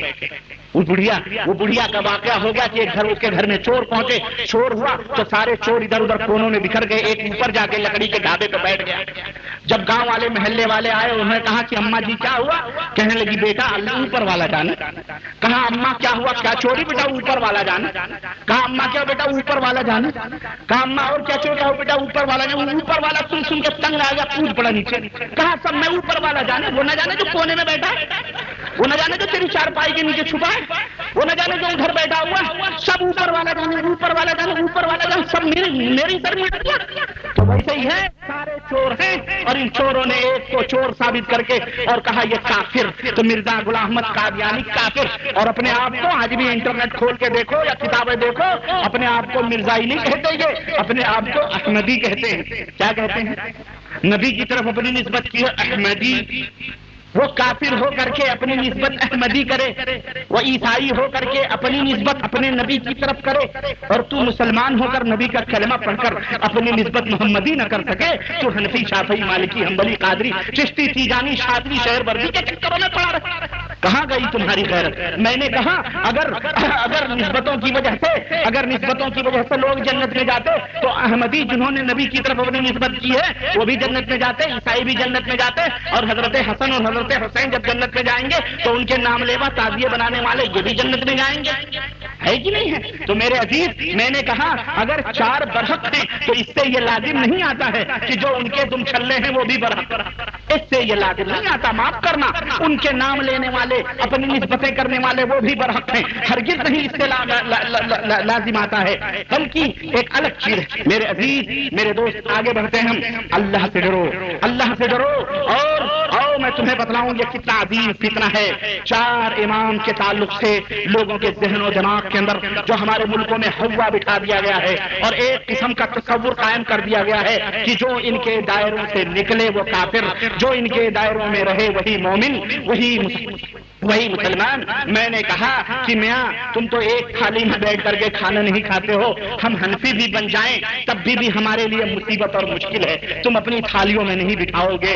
تم امام ابو حنیفہ رحمۃ اللہ علیہ ہمارا یہ اعتقاد ہے، امام اہل السنہ ہے، انشاءاللہ تبارک و تعالی جو ان سے خطائیں ہیں اللہ انہیں معاف کرے گا اور ضرور انشاءاللہ انہیں جنت، اور ہماری دعا ہے کہ اللہ ان کے قبر کو نور سے منور فرمائے، ان کی خطاؤں کو معاف فرمائے۔ وہ جب جنت میں جائیں گے تو میں حنفی حضرات سے، ہمارے ہندوستان، پاکستان، بنگلہ دیش، جو یہ علماء، یہ بیچارے عوام کی بات نہیں میں کر رہا ہوں، عوام تو بھولے، ان کو تو پتہ ہی نہیں ہے، یہ مولوی اس امت کے برے علماء جنہوں نے ان کو گمراہ کیا ہے۔ جب امام ابو حنیفہ رحمۃ اللہ علیہ جنت میں جائیں گے تو ذرا ہمیں بتاؤ حنفیوں کو جنت میں لے کے جائیں گے؟ اگر آپ کہتے ہیں ہاں جی ہر امام کے ساتھ ساتھ سب بلائے جائیں گے، تو میں کہوں گا کہ ٹھیک ہے، اپنے امام کے پیچھے لگو گے تو پھر پہلے دنیا میں فیصلہ کر لو، کیونکہ تم نے تو ایک امام کے ماننے والے ضرور ہو، لیکن تم آپس میں ایک دوسرے کو کافر کہتے ہو۔ مرزائی بھی حنفی، وہ بھی کافر، جناب علی بریلوی بھی اپنے آپ کو حنفی کہتے ہیں کہ نہیں کہتے؟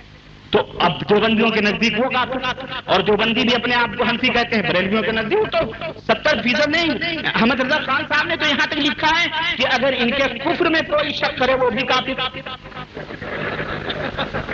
تو بتاؤ امام صاحب کس کو لے کے جائیں گے؟ ہم کہیں گے، میں کہتا ہوں دونوں کو دھکے دے کے خود نکل جائیں گے کہ تم لوگ بھی فیصلے کر لو ادھر ہی، دیکھ لیں گے، آؤ گے جو آئے گا دیکھ لیں گے، اور نہ تم جاؤ گے جنت میں نہ وہ جائیں گے جنت میں، کیوں؟ تم دونوں ایک ہی طرف کے ہو، اللہ سے توبہ کرو۔ بہرحال آگے میں بڑھتا ہوں، اللہ سے ڈرو، اور آؤ میں تمہیں بتاؤں تقدیر امم کیا ہے۔ ہم ائمہ رحمہم اللہ کا ذکر کرنے جا رہے ہیں۔ ہم نے نبی کا ذکر کیا، نبی کے صحابہ کا ذکر کیا، ان کے دور کا ذکر کیا، اب سلسلے وار ہم ائمہ پر پہنچاتے ہیں۔ نبی کے زمان وہ اس دور کا ذکر کرتے ہیں جس دور کے بارے میں رسول اللہ صلی اللہ علیہ وسلم نے فرمایا خیر القرون قرنی ثم الذین یلونہم ثم الذین یلونہم، سب سے بہترین زمانہ میرا، اس کے بعد وہ زمانہ جو ان سے ملا ہوا، پھر اس کے بعد وہ زمانہ جو ان سے ملا ہوا۔ 3 زمانوں کی خوشخبری سب سے افضل دور کی دی ہے، اور آؤ میں تمہیں بتلاؤں تقدیر ان کیا ہے۔ حضرت امام ابو حنیفہ رحمۃ اللہ علیہ کس سن کے اندر پیدا ہوتے ہیں؟ ان کا نام کیا ہے؟ حضرت امام ابو حنیفہ رحمۃ اللہ علیہ، ان کا نام نعمان ابن ثابت ہے، نعمان ابن ثابت ہے، اور ان کی ولادت سن 80 ہجری کے اندر ہو رہی ہے، سن 80 ہجری کے اندر، اور وفات سن 150 ہجری کے اندر۔ عمر ان کی کتنی تھی؟ 70 برس کی عمر انہوں نے پائی ہے، اور رہنے والے کوفہ کے اندر تھے، اور ان کی کوئی لکھی ہوئی کتاب تاریخ کے اندر کوئی کتاب موجود نہیں ہے جو امام ابو حنیفہ رحمۃ اللہ علیہ نے اپنے ہاتھ سے لکھی ہو۔ اس کے بعد دور آتا ہے حضرت امام مالک کا، ان کا نام مالک ابن انس ہے، آپ پیدا ہوئے سن 93 ہجری کے اندر، آپ کی وفات ہوئی سن 182 ہجری کے اندر، اور آپ کی عمر تھی 86 برس جب آپ وفات پائے ہیں، انتقال کیا ہے آپ نے تو 86 برس۔ آپ امام دارالہجرہ کہلاتے ہیں، یعنی مدینے کے امام کہلاتے ہیں۔ آپ کے ہاتھوں کی لکھی ہوئی کتاب موطا امام مالک جو صحیح بخاری کے مقام پر ہے، یعنی صحیح کتابوں میں سب سے پہلے دنیا کے اندر جو تصنیف ہوئی ائمہ نے تصنیف کی کتاب وہ موطا امام مالک ہے، جو حضرت امام مالک رحمۃ اللہ علیہ نے تحریر فرمائی، اور اس دور کے بادشاہ نے ان سے درخواست کی کہ آپ اس کتاب کو دے دو، میں مسلمانوں کا ایک قانون بنا دوں گا۔ حضرت امام مالک نے فرمایا نہیں، اللہ کے نبی کے صحابہ دنیا کے اندر پھیل چکے ہیں، اس میں میری رائیں بھی ہیں، اس میں میری رائیں بھی ہیں، اس میں صرف نبی کی باتیں ہی نہیں میری رائیں بھی ہیں۔ کل اللہ پوچھے گا اگر یہ رائیں غلط ہوئی تو اللہ کے سامنے امام مالک کیا جواب دے گا؟ اس لیے میں اس کتاب کو دنیا کا قانون، حکومت کا قانون، عدالت کا قانون بننے نہیں دوں گا۔ نبی کی حدیثیں ہیں، دنیا کو آزاد رہنے دو، اللہ کے نبی کی حدیثوں پہ عمل کرو۔ اللہ اکبر، یہ امام مالک۔ اس کے بعد دور آتا ہے حضرت امام شافعی کا، یہ حضرت امام مالک کے خاص شاگرد تھے، اور ان کی داستان بتاؤں تو اللہ اکبر، سن 150 ہجری میں پیدا ہوتے ہیں، یعنی جب امام ابو حنیفہ اس دنیا سے رخصت ہو رہے ہیں تو امام شافعی پیدا ہو رہے ہیں، اور سن 204 ہجری کے اندر 54 برس کی عمر میں مصر کے اندر حضرت امام شافعی وفات پاتے ہیں، اور آپ کے ہاتھوں کی لکھی ہوئی مسند شافعی موجود ہے یہ کتاب۔ اسی طرح حضرت امام احمد بن حنبل جسے امام اہل السنہ کہا جاتا ہے، سن 164 ہجری کے اندر پیدا ہوئے، اور 241 کے اندر 77 برس کی عمر پا کر کے یہ وفات پائے. دمشق کے اندر مسند احمد ان کی بڑی مارکۃ العرا کتاب ہے. میرے عزیزو، یہ ائمہ کرام ہیں جو 250 برس کی مدت کے اندر نبی کی پیدائش سے لے کر 250 برس کی مدت کے اندر یہ تمام کے تمام پیدا بھی ہو رہے ہیں، لکھ بھی رہے ہیں، دین کی خدمات بھی کر کے اس دنیا سے رخصت ہوتے جا رہے ہیں. انہوں نے کیا بیان دیا ہے یہ میں ابھی بعد میں بتاتا ہوں، ابھی میں بتاؤں گا. سوال یہ ہے، یہاں پر ایک سوال یہ ہے کہ کس نے کہا، کس نے یہ بات کہی کہ حق ان 4 اماموں کے اندر منحصر ہے؟ بات سمجھیں ذرا. یہ 4 ائمہ کی مکمل، جنہوں نے ایک دوسرے کا بہت کم لوگوں نے دور پایا ہے. حضرت امام ابو حنیفہ نے امام مالک کا دور پایا ہے 1-2 دفعہ بس، وہ بھی چلے گئے، صرف ملاقات ثابت ہے. حضرت امام اور ایک دوسرے کا دور نہیں ملا. حضرت امام شافعی کو امام حنیفہ کا دور نہیں ملا، امام احمد بن حنبل کو امام حنیفہ کا دور نہیں ملا. یعنی کہیں کوئی ایسا زمانہ نہیں آیا کہ یہ چاروں ایک ٹیبل پر جمع ہوئے ہوں، بلکہ کوئی مر رہا ہے تو کوئی پیدا ہو رہا ہے. حالات اپنے ذہن میں رکھو، یہ سچویشن ہے امہ کی. ہم ایک صاحب نے ذکر کیا، میں ابھی بتاؤں گا. ایسی ہمیں حیرت ہوتی ہے. بعد ہمارے مقلدین جو ہے، اخوان ہیں، دوست ہیں، ان کی تاریخ دانی پر ایک صاحب کہنے لگے کہ جب حضرت امام ابو حنیفہ پیدا ہوئے تو جناب علی، ان کے باپ حضرت ثابت جو تھے، اپنے بیٹے کو لے کر حضرت علی کے پاس پہنچے اور ان سے برکت کی دعا کروائی اور حضرت علی نے ان کے اوپر ہاتھ پھیرا.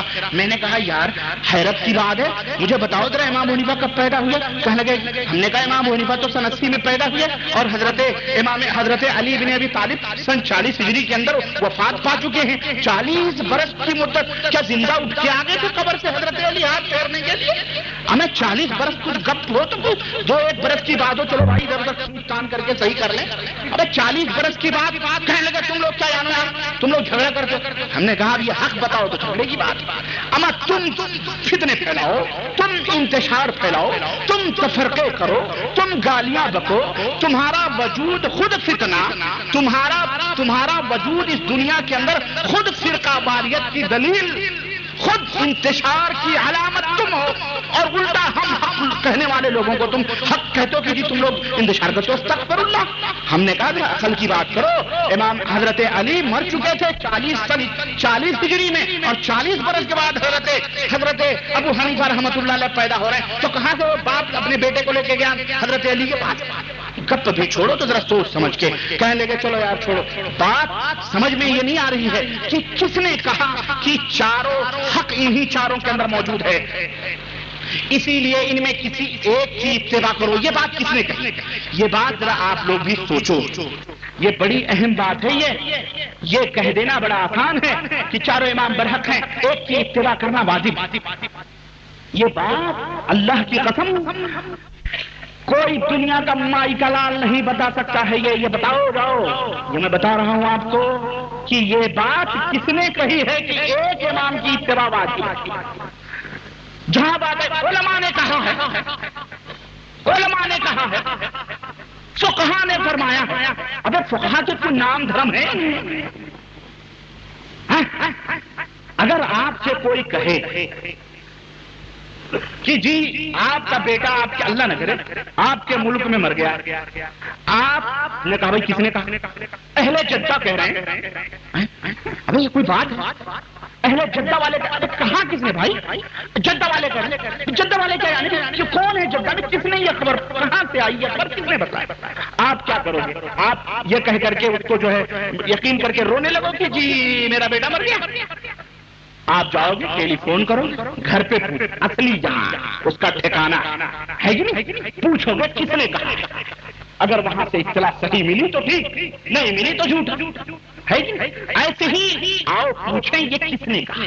اللہ نے کہا کہ 4 اماموں. ہمارے ہاں مفتی لوگ اپنی کتابوں کے اندر لکھتے ہیں کہ اللہ کا بڑا کرم ہوا کہ اس اللہ نے امت کو ان 4 کے اوپر جمع فرما دیا. ہم نے کہا کہنا بڑا آسان ہے، کچی گولیاں نہ کھیلو بیٹا کہہ کر کے عوام کو تو تم پاگل کر سکتے ہو، لیکن جہاں علمی میدان آئیں گے وہاں تمہارے چھکے چھڑا دیے جائیں گے. کہاں کتنے؟ کیا اللہ وحدہ لا شریک نے فرمایا قرآن کریم کے اندر موجود ہے؟ جاؤ دنیا بھر کو چیلنج ہے، نہیں موجود. کیا حضرت محمد الرسول اللہ صلی اللہ علیہ وسلم نے فرمایا؟ جاؤ دنیا کو چیلنج ہے، نہیں موجود ہے. کیا حضرت ابو بکر نے کہا، حضرت عمر نے کہا، حضرت عثمان نے کہا، سلف صالحین نے کہا، صحابہ نے کہا جاؤ کوئی ایک روایت بتا دو، دنیا کے اندر نہیں موجود ہے، تو پھر کہا کس نے؟ آؤ میں تمہیں چھوٹ دیتا ہوں آج جدہ دعوت سینٹر کے بھرپور اجتماع میں کہ جاؤ نبی کی بات تو تم نہیں لا سکتے، قرآن کی بات نہیں لا سکتے، صحابہ کی بات نہیں لا سکتے، جاؤ میں تمہیں چھوٹ دیتا ہوں، تم اپنے اپنے اماموں کا کوئی ایک ضعیف قول ہی دکھا دو کہ انہوں نے یہ کہا ہو کہ لوگوں میری اتباع کرنا، میری پیروی کرنا یا میری تقلید، جاؤ تجھ کو بتاؤں میں تقدیر امم کیا ہے۔ بڑی ہم نے کہا اپنی گند بچانے کے لیے وہ چور والی بات ہو گئی، چوری کیا، کہا کس کا آدمی ہے، کہا میں نرسمہا راؤ کا آدمی ہوں، کس کا آدمی ہے، نواز شریف کا آدمی ہوں، بچ گیا چکی میں پتا پیس رہا ہے، سارے چھپے ہوئے، چوری کریں نام کس کا ہے، صدر مملکت کا، وزیر اعظم کا، بچتے رہو گے، کب تک بچتے رہو گے؟ کبھی نہ کبھی تو پھنسے گی مچھلی جال میں، کب تک بڑوں کے سہارے لیتے رہو گے؟ یہ بیچارے ائمہ مظلوم، یہ تو ہمارے ہیں، ہمارے اس امام اعظم کے سب پیروکار لوگ ہیں، امام ابو حنیفہ ہوں، امام شافعی ہوں، امام مالک ہوں، امام احمد بن حنبل ہوں، میں بھی بتاؤں گا۔ یہ مناقب کیا بیان کریں گے؟ یہ تو ہمیں گالیاں دے دے کر کے اپنا الو سیدھا کر رہے ہیں یہ دنیا کے سامنے، ہمیں گالیاں دے دے کر کے یہ دنیا کو گمراہ کر رہے ہیں۔ یہ آج سے نہیں، یہ بہت پہلے سے گالیاں دے رہے ہیں ہمیں، انگریزوں کے ایجنٹ، یہ مرزائی، یہ رافضیوں سے نکلے ہوئے، کہتا ہے 150 برس پہلے پیدا ہوئے، پھر کہتا ہے رافضیوں سے نکلے ہوئے۔ ہم نے کہا یا تو وہ بات غلط یا تو یہ بات غلط، عجیب لوگ ہیں یہ یار، خود 150 برس کی پیداوار 19ویں صدی میں 2 فتنے ہندوستان میں پیدا ہوئے، 19ویں صدی کے 2 عظیم فتنے، تیسرے کو تو میں نام ہی نہیں لوں گا، 3 بھی لے لو، ایک دیوبند سے نکلا اور ایک بریلی سے نکلا، یہ دونوں حاجی امداد اللہ مہاجر مکی کے کٹر مرید اور حاجی امداد اللہ مہاجر مکی پکا مشرک۔ میں کہاں ذکر کروں، چھوڑو خیر چھوڑو، بات آئی ائمہ کی، اپنی گندی بیچارے ائمہ میں نہ لگاؤ، ان ائمہ کو پاک رکھو اپنی گند سے، ان ائمہ کو تم اپنے گندی زبانوں پہ نہ لاؤ، تم ان کے سہارے لے لے کر امت کے اندر گمراہیاں پھیلا رہے ہو، بدکاریاں پھیلا رہے ہو، بے حیائیاں فحاشیاں پھیلا رہے ہو، فقہ کے نام پر امام صاحب لا رحمت اللہ علیہ کا نام لے کر چنسبت خاک را بعالم پاک آؤ۔ میں تمہیں بتلاتا ہوں کہ رسول اللہ صلی اللہ علیہ وسلم نے بھی کسی کو امام بنایا تھا، معلوم ہے نا، اللہ کے نبی نے ایک کو امام بنایا، سنو اس امام کی کہانی میں تمہیں بتاتا ہوں۔ یہ وہ امام ہیں جنہوں نے اپنی گند چھپانے کے لیے ان بیچاروں کے نام استعمال کیے، ہے نا، امام الرسول حضرت محمد رسول اللہ صلی اللہ علیہ وسلم نے بھی ایک امام بنایا تھا لوگوں کا۔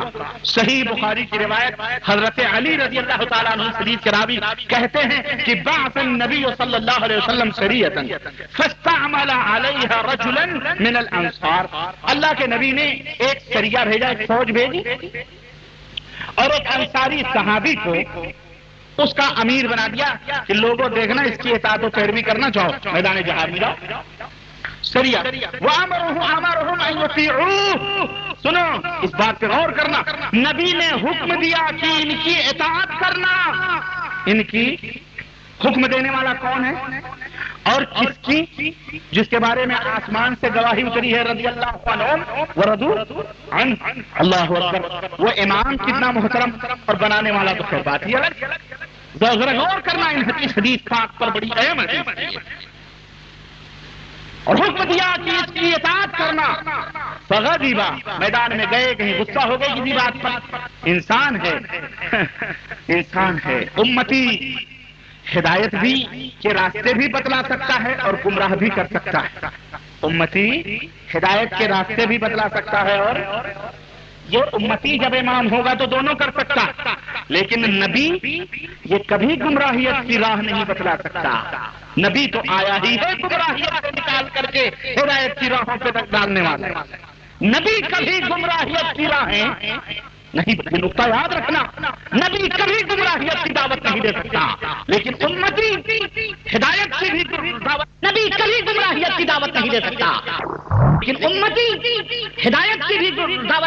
ہے اور گمراہیت کی بھی دعوت دے سکتا ہے۔ سنو صحیح بخاری کی یہ روایت، کہتے ہیں کہ اس کی اطاعت کرنا، کسی بات پر وہ صحابی ناراض ہو گئے، فقال الیس امرکم النبی ان تطیعونی، سب کو جمع کیا اور کہا سنو، کیا نبی نے تمہیں اس بات کا حکم نہیں دیا ہے کہ تم لوگ میری باتوں کو ماننا، میری پیروی کرنا، میرے پیچھے پیچھے چلنا؟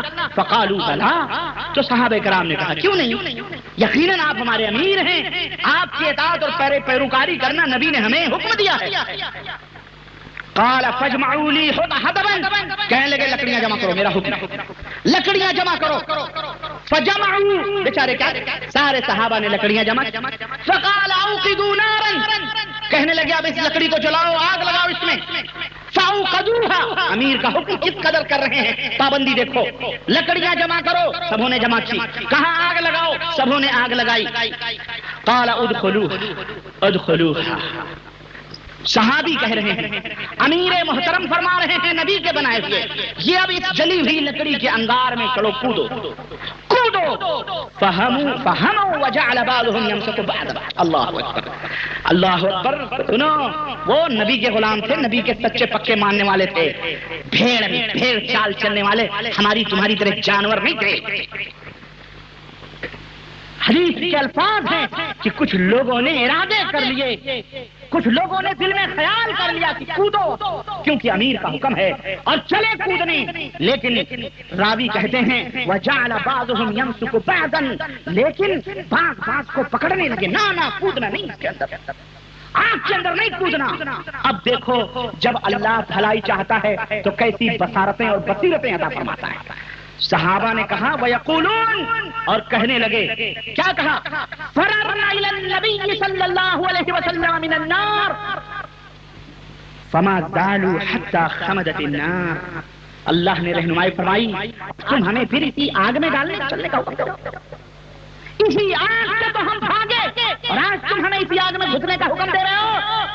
بار بار فمازالو، بار بار کہتے رہے، چلاتے رہے، حتی خمدت النار، یہاں تک کہ آگ ٹھنڈی ہو گئی۔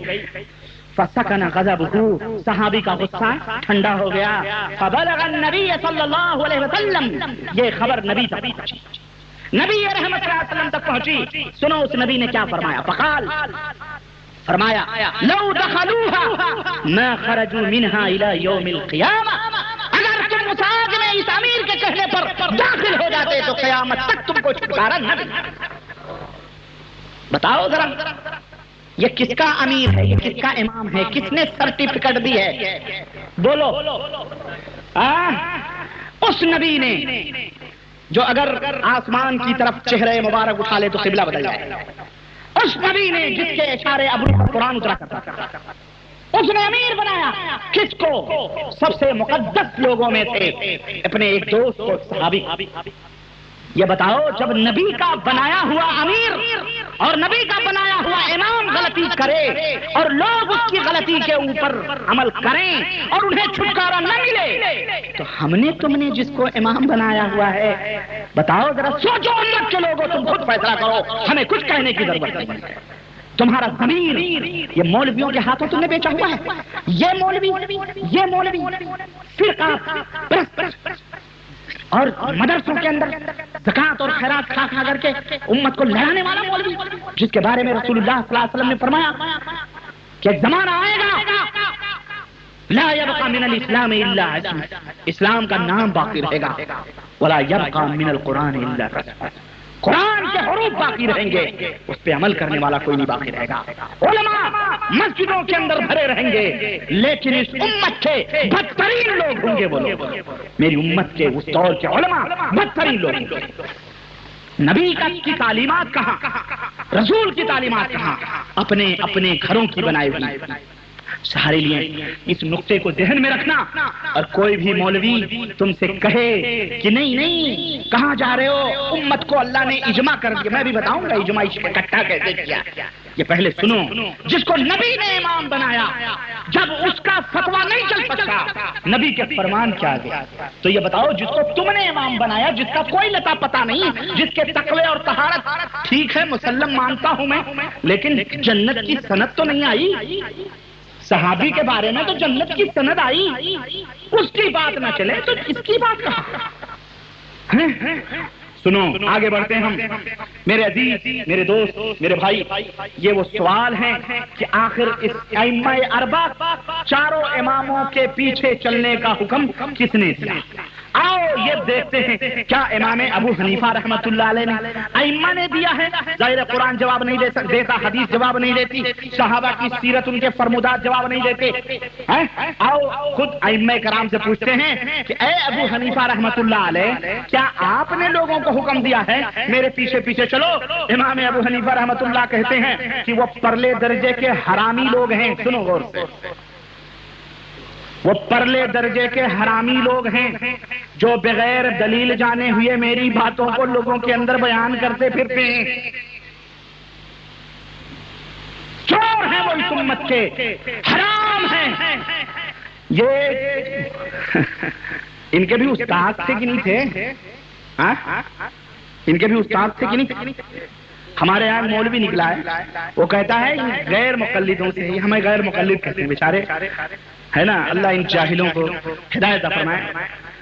جب کچھ نہیں ملتا ہم نے کہا خوشبو کا الٹا بدبو نہیں ہوتا، خوشبو کا الٹا غیر خوشبو نہیں ہوتا، بدبو کا الٹا غیر بدبو نہیں ہوتا، بدبو کا الٹا غیر بدبو نہیں، بدبو کا الٹا خوشبو ہے کہ نہیں؟ تو خوشبو کہو، غیر بدبو، ابے تم بدبودار ہو تو ہمیں کیوں کہہ رہے ہو غیر بدبو؟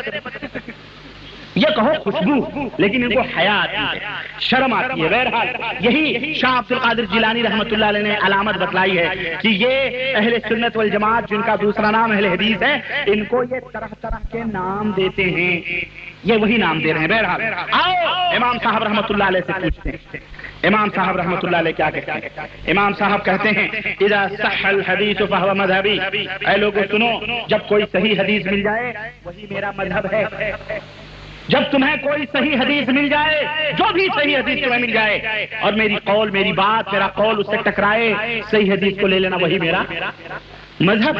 اب بتاؤ صحیح حدیث موجود ہے، پھر بھی تم وہی رٹے جا رہے ہو، وہی رٹے جا رہے ہو۔ آگے بڑھو، حضرت امام ابو حنیفہ فرماتے ہیں کہ لم یزل الناس فی صلاح ما دام فیہم من یطلب الحدیث، کہ لوگوں کے اندر خیر اور بھلائی اس وقت تک بات باقی رہے گی جب تک لوگ حدیث پڑھیں گے اور پڑھاتے رہیں گے، حدیث پڑھیں گے اور پڑھاتے رہیں گے۔ فاذا طلب العلم، پھر جب وہ بلا حدیث، جب لوگ حدیث چھوڑ کر دوسرے علم حاصل کرنے لگیں گے تو وہ لوگ برباد ہو جائیں گے، وہ لوگ بیکار ہو جائیں گے۔ اسی طرح رد المختار شرح در المختار کے اندر کہتے ہیں کہ ضعیف الحدیث احب الی من آراء الرجال، کہ کمزور حدیث پہ عمل کرنا میرے نزدیک بہتر ہے لوگوں کی رائے۔ جو امام اس قدر کی باتیں کرتا ہو، جو امام اتنا تقوی اور پرہیزگار، پر تقوی اور پرہیزگار والا، وہ امام جو تم نے بنائے ہیں، جو تم نے ان کی طرف علم گلم نسبتیں مسئلے بنائے ہیں، اللہ اکبر، وہ امام بری ہیں۔ اور میں وہ موضوع چھوڑتا ہوں، میں 4 امام کی بات کر رہا ہوں آج، 4 مذہب کی بات نہیں کر رہا ہوں۔ 4 مذہبوں کے تذکرے سننے ہوں گے تو پھر کسی وقت دعوت دینا تو انشاءاللہ حاضر ہو کر 4 مذاہب کے اوپر تبصرے ہوں گے، لیکن آج 4 امام کے تعلق سے صرف گفتگو ہو رہی ہے۔ تو اللہ حضرت امام ابو حنیفہ رحمۃ اللہ علیہ فرماتے ہیں کہ لا يحل لأحد ان يأخذ بقولنا ما لم يعلم من اين اخذناه، حلال ہی نہیں ہے کسی مرد کے لیے، کسی شخص کے لیے کہ وہ ہماری کوئی بات بغیر دلیل کے بیان کرے، اس کے لیے حلال ہی نہیں بلکہ حرام ہے۔ اسی طرح حضرت امام ابو حنیفہ فرماتے ہیں تو قولا یخالف کتاب اللہ وخبر رسول اللہ، جب میں کوئی بات کہوں جو اللہ اور اس کے رسول کی سنت کے خلاف ہو، فاترکوا قولی، تو اے لوگوں میری باتوں کو چھوڑ دینا اور اللہ اور اس کے رسول کی بات کو لینا۔ یہ ائمہ، یہ حضرت امام ابو حنیفہ کا فرمان ہے۔ اور تو بتاؤ جب بلا دلیل ان کا قول واجب العمل نہیں ہو سکتا، بلا دلیل کے ان کا قول واجب العمل نہیں ہو سکتا، تو جب ان کے قول کے خلاف دلیل موجود ہو تو کیسے ان کے قول کے اوپر فتویٰ دینا جائز ہو سکتا ہے؟ ان کو عقل نہیں آتی؟ لہم قلوب لا یفقہون بہا، ان کے دل ہیں لیکن یہ سمجھتے نہیں، آنکھیں ہیں دیکھتے نہیں، کان ہیں سنتے نہیں، اولئک کالانعام، یہ تو جانور ہیں، بل ہم اضل، جانوروں کی بلا دلیل ان کا کوئی قول واجب العمل نہیں ہے، تو ہمیں بتاؤ جب ان کے قول کے خلاف دلیل موجود ہو تو کیسے ان کے قول کے اوپر فتویٰ دینا جائز یا عمل اس کے اوپر درست ہو سکتا ہے؟ اور اتنی صراحت کے باوجود ائمہ کے اقوال پر عمل کیا جا رہا، اور حیرت ہے کہ یہ وہ باتیں ہیں ائمہ رحمہم اللہ کی، امام ابو حنیفہ رحمۃ اللہ علیہ کی، جو تقلید کے پرخچے اڑا ہے کہ نہیں؟ کیا امام صاحب نے کہیں فرمایا میرے پیچھے چلنا، میری تقلید کرنا؟ اور جاؤ، میں کہا نا کوئی امام کا ضعیف قول دکھا دو، امام کا کوئی ضعیف قول دکھا دو، آؤ میں مختصر تفصیلات میں نہیں جانا چاہتا۔ حضرت امام مالک ہیں، حضرت امام مالک کہتے ہیں انا بشرن، میں ایک بشر ہوں، اختی وصیب، غلطی بھی کرتا ہوں اور درستگی کو پاتا ہوں، فانظروا فی رائی، تو اے لوگوں میری رائے کے اندر غور کر لیا کرو، فکل ما وافق الکتاب والسنہ، تو جو بھی کتاب و سنت سے موافق ہو فخذوه، اس کو پکڑ لو، وکل ما لم یوافق الکتاب والسنہ، اور جو کتاب و سنت کے موافق نہ ہو فترکوه، تو اس کو چھوڑ دو، اس کے اوپر عمل نہ کرو۔ امام مالک، حضرت امام شافعی کیا فرما رہے ہیں؟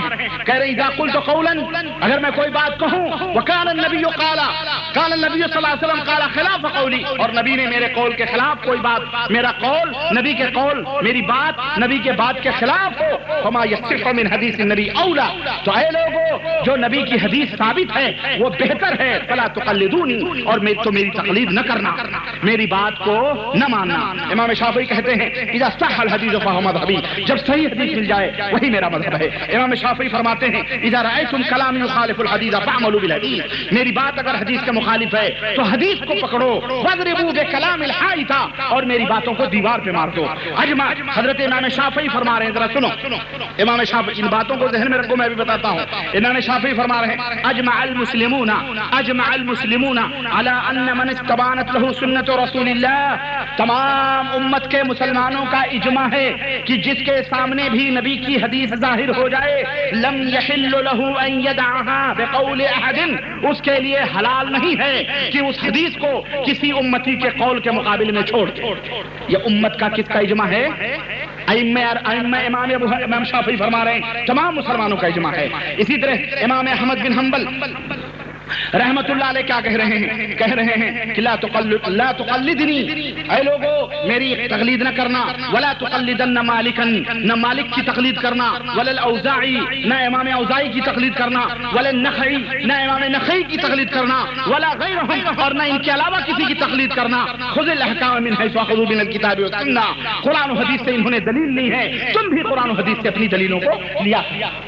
میرے عزیز، یہ ائمہ اربعہ کے بیانات ہیں، یہ چار اماموں کے فرمودات ہیں، ذرا ہمیں بتلاؤ۔ اور جاؤ دنیا کا کوئی مولوی، میں پھر کہتا ہوں، مجھے ایک حوالہ دے دو، قرآن سے نہیں دے سکتے، حدیث سے نہیں دے سکتے، صحابہ سے نہیں دے سکتے، تابعین سے، تبع تابعین سے نہیں دے سکتے، آؤ تم ہمیں اپنے امام کی باتوں سے ایک بات بتلا دو کہ انہوں نے یہ کہا ہو کہ میرے پیچھے پیچھے چلو۔ ہمیں جب انہوں نے کہا نہیں تو تجھے کیا حق ہے ان کے پیچھے لگنے؟ اللہ نے اپنے بارے میں کہا کہ اللہ کی اطاعت کرو، رسول اللہ نے رسول کے بارے میں کہا واطیعوا الرسول، میری اطاعت کرو۔ اللہ کے نبی نے اپنے بارے میں کہا، کیا فرمایا؟ لا یؤمن احدکم حتی یکون ہواہ تبعا لما جئت بہ، آدمی مومن ہو ہی نہیں سکتا جب تک اپنی مرضی کو میرے حکم کے مطابق نہ کر لے۔ اے لوگوں میری پیچھے چلو، لو کان موسیٰ حیا لما وسعہ الا اتباعی، لوگوں اگر موسیٰ بھی زندہ ہوتے اور وہ زندہ ہو کر کے آ جائیں تو انہیں بھی میرے پیچھے چلنے کے سوا چارہ نہ ہو۔ وہ نبی اپنے اتباع کی بات امت کے اندر پھیلا، تم چلو نبی کی نہیں لا سکتے، وہاں تو اللہ رسول نے دونوں نے اپنے اتباع کی بات کی ہے، تم ان کی اتباع چھوڑ کے یہ بیچارے جنہوں نے اظہار کیا ہے ہرگز حرام ہے ہمارے قول کے اوپر عمل کرنا، حرام ہے نبی کے مقابلے میں میری باتوں، تم ان کی فقہ بنا کر کے عمل کر رہے ہو، شرم نہیں آ رہی؟ یہ تو ایسے ہی ہوا، نہیں بھائی نہیں، میں اپنے دامن اپنے پیچھے تم کو نہیں لگاؤں گا اور زبردستی ان سے چمٹے جا رہا ہوں، وہ دھتکار رہے ہیں، تم چمٹ رہے ہو، دھتکار رہے چمٹ رہے ہو۔ مولانا یوسف لدھیانوی مر کے آگے قتل کر دیے گئے پاکستان کے اندر، بڑا شور گوگا ہو رہا ہوگا۔ بہرحال ان کی ایک کتاب ہے، بہت زمانے میں انہوں نے لکھی تھی، اس کا جواب بھی ابو الاشبال صاحب مکے والے انہوں نے دیا۔ اس کے اندر کہتے ہیں کہ شاہ ولی اللہ محدث دہلوی نے فرمایا ہے کہ جن باتوں کے اوپر، سنو ذرا میری بات دھیان سے، چاروں ائمہ جن باتوں پر متفق ہو جائیں، چاروں ائمہ جن باتوں پر متفق ہو جائیں ان باتوں سے منہ موڑنا امت کے لیے حرام ہے.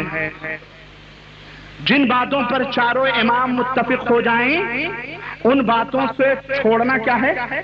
حرام ہے. بلکہ یہ پورے امت کا اجماع کی طرح ہے، وہ پورے امت کے اجماع کی طرح ہے. جن باتوں پر کسی ایک بات پر چاروں متفق ہو جائیں تو پورے امت کے اجماع کی طرح ہے. اس لیے ان کے قول سے نکلنا کیا ہے؟ امت کے لیے حرام ہے. کہتے ہیں اس لیے ہم اپنے اپنے اماموں کی تقلید کرتے ہیں. ہم نے کہا اوہو ذرا غور کرو ذرا میری بات کو. ہم نے کہا بے تم تو سب سے پہلے چور ہو. کہنے کے کیوں؟ میں نے کہا چاروں ائمہ اس بات پہ متفق ہیں کہ میری تقلید نہ کرو، اور بے تو تقلید کر رہا. تو نے سب سے پہلے حرام کام کیا کہ نہیں کیا؟ بولو کیا کہ نہیں کیا؟ جب تم کہتے ہو کہ چاروں جس بات پر متفق ہو ان سے نکلنا حرام ہے، تو پہلا چور ہے جو نکلا ہے، اور تو پہلا حرام کار ہے جو حرام کیا کہ نہیں کیا؟ مولویوں کو بتاؤ، عوام کو نہیں. عوام بیچارے بھولے، ان کی بات چھوڑو. ان غریبوں کو تو دنیا کمانے سے فرصت نہیں، اسی لیے گمراہ ہو رہے ہیں. میں مولویوں کو دعوت دیتا ہوں، اے مولویوں، اور اس پیٹ کے اس انگار کو بجھانے کے لیے ہمارے ملکوں میں جو تم نے جو ہے دھم مچائی ہوئی ہے اللہ کے لیے، اللہ کے سامنے حاضر ہونا. ہم تو تمام لوگوں سے رشتے توڑ کر محمد الرسول اللہ صلی اللہ علیہ وسلم کے طریق اور راہ کی دعوت دیتے ہیں، اور ہمیں تم کہتے ہو یہ مذہب ہے، یہ بددین ہے، یہ بددین ہے. اللہ سے میں کیا بتاؤں؟ کہنے لگے بھائی میں نے کہا کہ پھر تو تم سب سے پہلے حرامی ہوئے. کیوں؟ اس لیے کہ حرام تم نے پہلے کیا. اجماع ہے تمام ائمہ کا کہ میری تقلید نہ کرنا. امام شافعی تو تمام امت کا اجماع کہہ رہے ہیں، مسلمانوں کا اجماع ہے کہ نبی کی سنت کے مقابلے میں کسی امام کی نہیں چلے گی. تو سب سے پہلے اس اجماع کو توڑنے والا ہوا تو سب سے پہلے مجرم ہوا کہ نہیں ہوا؟ آپ ہی اپنی اداؤں پہ ذرا غور کریں، آپ ہی اپنی اداؤں پہ ذرا غور کریں. ہم اگر عرض کریں گے تو شکایت ہوگی. ہم اگر عرض کریں گے تو شکایت ہوگی. میرے عزیز پھر یہ سوال باقی رہ جاتا ہے کہ پھر یہ بیچارے چاروں امام نے جنہوں نے علم کا ذخیرہ چھوڑا، دین کی خدمت کی، تو پھر ان کو تقسیم کس نے کیا؟ اس کو بانٹا کس نے؟ ابھارا اس تقلید کے کیڑے کو؟ اس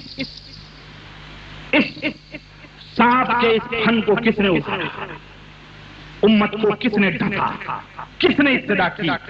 میرے عزیز اگر نام ڈھونڈو گے نام تو کہیں نہیں ملے گا. نہ بس میں نے کہا اہل جدہ نے فرمایا ہے، علماء نے فرمایا ہے، امت کا اجماع ہے. میں کہا اعوذ باللہ، یہ تو نہ ہوا معاملہ، کچھ کہیں نہیں تم کو ملے گا. البتہ نام نہیں ملے گا. کس نے ڈاکے ڈالے دین پر اس کا نام نہیں ظاہر کیا گیا ہے. چاروں امام بیچارے تو نکل گئے قرون مفضلہ میں. آؤ میں تمہیں بتاؤں، چوتھی صدی میں اس فتنے نے سر اٹھایا. کس نے؟ 400 برس وہ زمانہ جسے رسول اللہ صلی اللہ علیہ وسلم نے بدترین زمانہ قرار دیا ہے. 300 وہ برس جو نبی کے بتائے ہوئے گزر گئے. چوتھی صدی میں یہ بدعت پیدا ہوئی کہ چاروں اماموں کی تقلیدیں شروع ہوئی. میں پہلے بول چکا ہوں کہ کس نے شروع کی اس کا کوئی نام پتہ نہیں ہے. اب یوں سمجھ لو جس کی لاٹھی اس کی بھینس، جس نے جس کو تھاما اس طرح سے امت کو اس کے پیچھے لگا دیا. چوتھی صدی میں اس کی بنیاد ڈال کر کے اس طرح شروع ہوئی. علامہ ابن قیم جوزی رحمت اللہ علیہ فرماتے ہیں کہ تقلید نہ تو تابعی کے زمانے میں، نہ تابعی کے زمانے میں، نہ صحابہ کے زمانے میں تھی. فَلْيُكَذِّبُنَا الْمُقَلِّدُونَ بِرَجُلٍ وَاحِدٍ سَلَكَ سَبِيلَهُمُ الْوَقِيمَ فِي الْقُرُونِ الْمُفَضَّلَةِ عَلَى رَسُولِ اللَّهِ صلی اللہ علیہ وسلم. مجھے کوئی مقلد بتا دو، ایک مقلد جو نبی کے 300 برس کے زمانے تک کسی نے بھی کسی ایک کی تقلید کی. یہ کس نے چیلنج کی ہے؟ ہم جیسے کم علموں نے بھی نہیں، علامہ ابن قیم جوزی رحمت اللہ علیہ 7ویں صدی کے امام، انہوں نے، اور آج اتنا عرصہ گزر چکا، انہوں نے کہا ایک آدمی بتا دو کہ کسی نے ان زمانوں میں کسی کی تقلید کی ہو جن کی تعریف رسول اللہ صلی اللہ علیہ وسلم نے کی ہے 300 برس، بلکہ فرماتے ہیں انما حدثت هذه البدعة في القرن الرابع، یہ بدعت 4 صدی میں پیدا ہوئی، المذموم، اور وہ 4 صدی علی لسان رسول اللہ صلی اللہ علیہ وسلم، جس کی برائی رسول اللہ صلی اللہ علیہ وسلم نے کی ہے، فالمقلدون لمتبوعهم في جميع ما قالوه، تو کہتے ہیں تو یہ مقلد جو ہیں یہ اپنے متبوع، اپنے اماموں کی باتوں کو اپنے سراغوں پہ لیتے ہیں اور انہی کی باتوں پہ شرمگاہوں کو حلال کرتے ہیں، حرام کو حلال کرتے ہیں، خونوں کو حلال کرتے ہیں اور اموال مال و دولت لوٹتے ہیں، وَيُحَرِّمُونَهَا، اور جس کو چاہتے ہیں حلال اور حرام کرتے ہیں، وَلَا يَدْرُونَ، اور انہیں پتہ نہیں ہے أَذَلِكَ ثَوَابٌ أَمْ خَطَأٌ، یہ درست ہے یا غلط، انہیں کچھ پتہ نہیں۔ اعلام الموقعین جلد نمبر 2 صفحہ نمبر 145، اور شاہ ولی اللہ محدث دہلوی جن کے نام کے وظیفے ہمارے ملکوں کے لوگ پڑھتے ہیں کہ سب سے پہلے محدث ہیں، ان کا بھی یہی بیان ہے حجت اللہ البالغہ میں۔ میرے عزیز یہ اچھا چلیں، یہ پتہ چل گیا 4 صدی سے 400 برس سے پہلے کوئی بھی مقلد اس دنیا کے اندر نہیں تھا، سب اپنے اپنے علماء فصلوا اہل الذکر ان کنتم لا تعلمون، قرآن کی روشنی میں، حدیث کی روشنی میں پوچھ لیا کرتے تھے مسئلے، عالم نے بتا دیا، کسی بھی عالم سے پوچھ لیا عمل کرنا، قرآن و حدیث کی روشنی میں شروع کر دیا۔ سنو اب آئیے ذرا سا، جب یہ تقلید شروع ہوئی تو جب یہ خانہ سازی جھگڑے شروع ہوئے تو اب یہ ہوا نا کہ اب کہیں نہ کہیں، اور میں کہتا ہوں کہ یہ دشمنان اسلام کی بھی یہ سازش رہی جو صحابہ کے زمانے سے تفرقے کی چلی آ رہی تھی، آخر دشمنان اسلام 4 صدی میں بھی کامیاب ہوئے اور انہوں نے امت کے اندر تفرقے ڈال کر کے اور امت کے اندر ان 4 فتنوں کو جنم دیا، اور ان کا ائمہ رحمہم اللہ سے کوئی رشتہ یا تعلق نہیں تھا۔ یہ بات کان کھول کر کے سن لو۔ اب کیا ہوا؟ اب یہ ہوا جناب، ہم امام ابو حنیفہ کے ماننے والے ہم نے اپنا ہیرو چن لیا، انہوں نے اپنا ہیرو چن لیا اور مسئلے بنانا شروع کر دیے، مسئلے بنائے اور اپنے اپنے اماموں کی مدح سرائی شروع کری اور کہنے لگے، اور سنو ذرا امام ابو حنیفہ کی تعریفیں سنو۔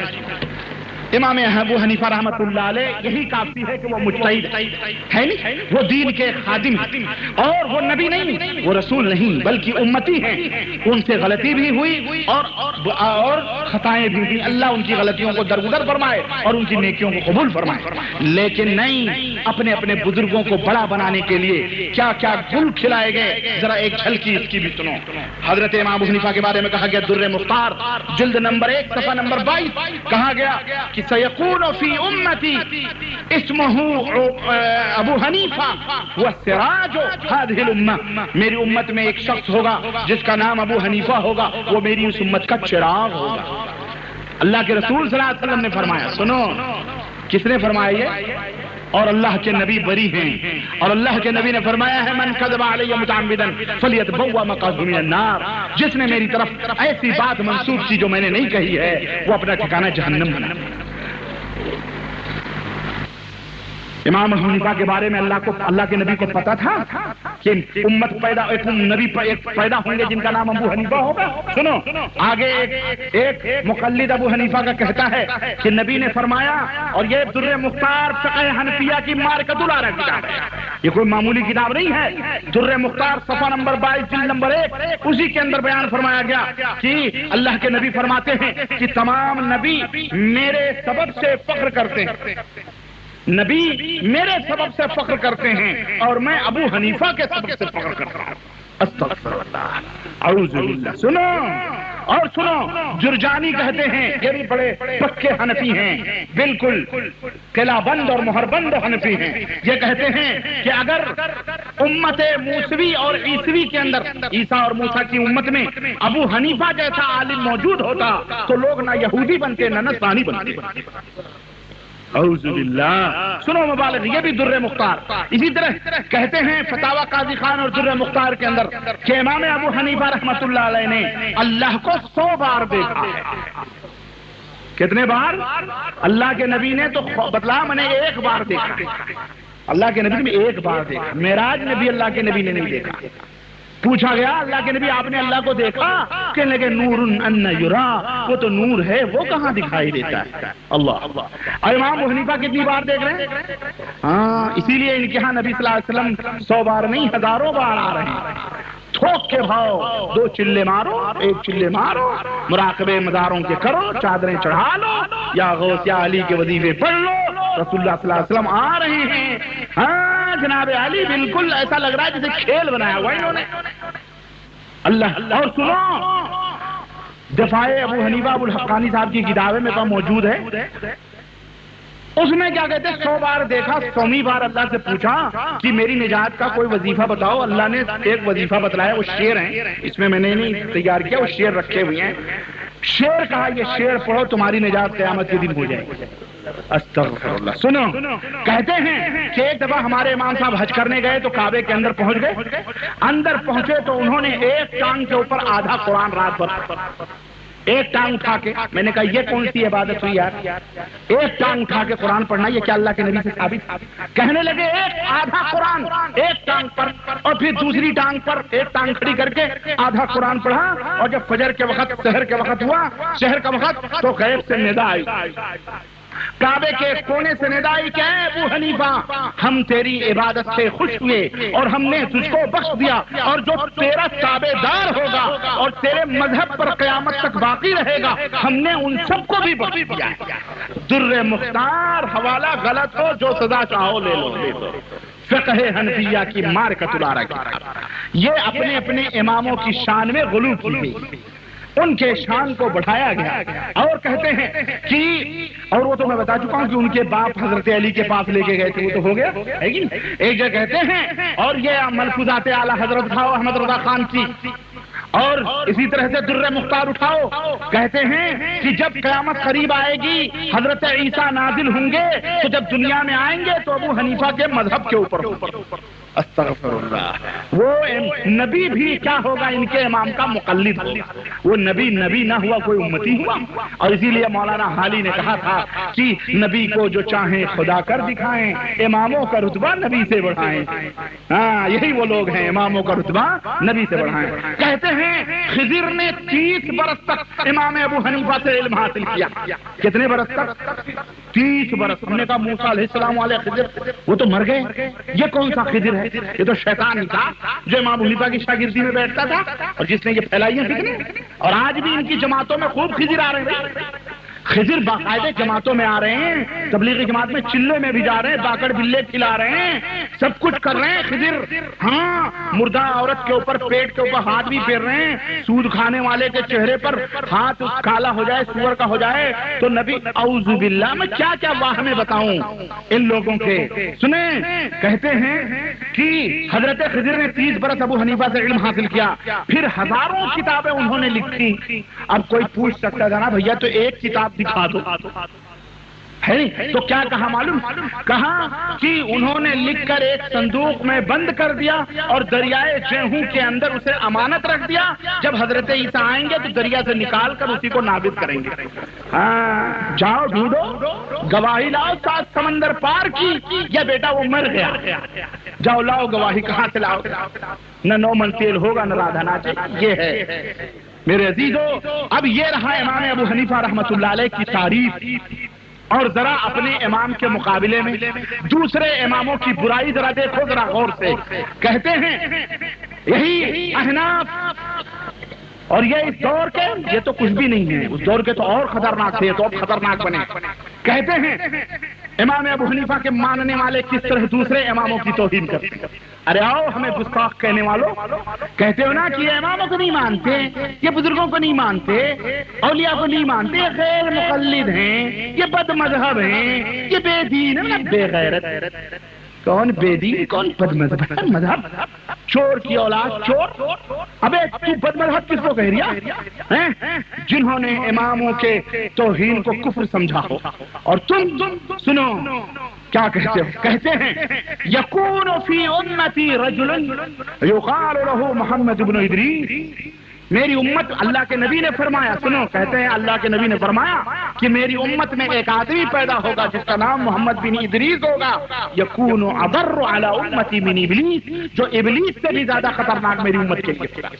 اور یہ محمد بن ادریس کون ہے مسلمانوں؟ یہ حضرت امام شافعی رحمۃ اللہ علیہ۔ بتاؤ توہین کون کرتا ہے، گستاخی کون کرتا ہے؟ تم کہتے ہو کہ یہ غیر مقلد لوگ ہیں، یہ بددین ہیں، بددین تو تم لوگ ہو، اور آج ہمیں برا کہہ کر کے اپنی روٹیاں سینک رہے ہو اور اپنے جہنم بھر رہے ہو۔ اور اے دنیا کے مسلمانوں، تمہیں بھی تمہاری غیرت کو کیا ہو گیا، تمہارے ایمان کو کیا ہو گیا کہ جس نبی نے تمہیں دین دیا تھا، قرآن و سنت اس کو تم چھوڑ کر ان شکم پرور جھوٹے مکار عیار مولویوں کے چکروں میں پھنس کر تم نے قرآن و سنت کو ادھر پھینک دیا۔ اللہ سے توبہ کرو۔ سنو صاحب نور انوار کیا کہتے ہیں، والجہل فی نحوہ کجہل الشافعی فی جواز القضاء بشاہد و یمین، کہتے ہیں کہ امام شافعی جو تھے وہ جاہل تھے، جاہل۔ استغفر اللہ، ہم نے امام شافعی کو جاہل تو نہ کہا، اور انہوں نے امام شافعی کو جاہل کہنا شروع کیا۔ میرے عزیز، اور یہیں پر بس ہوتی تو ہوتی، یہیں پر بس ہوتی تو ہوتی۔ میرے عزیز کہتے ہیں، بحر الرائق کے حوالے سے میں بات کر رہا ہوں، فقہ حنفی کی مارکت الارا کتاب، کہتے ہیں کسی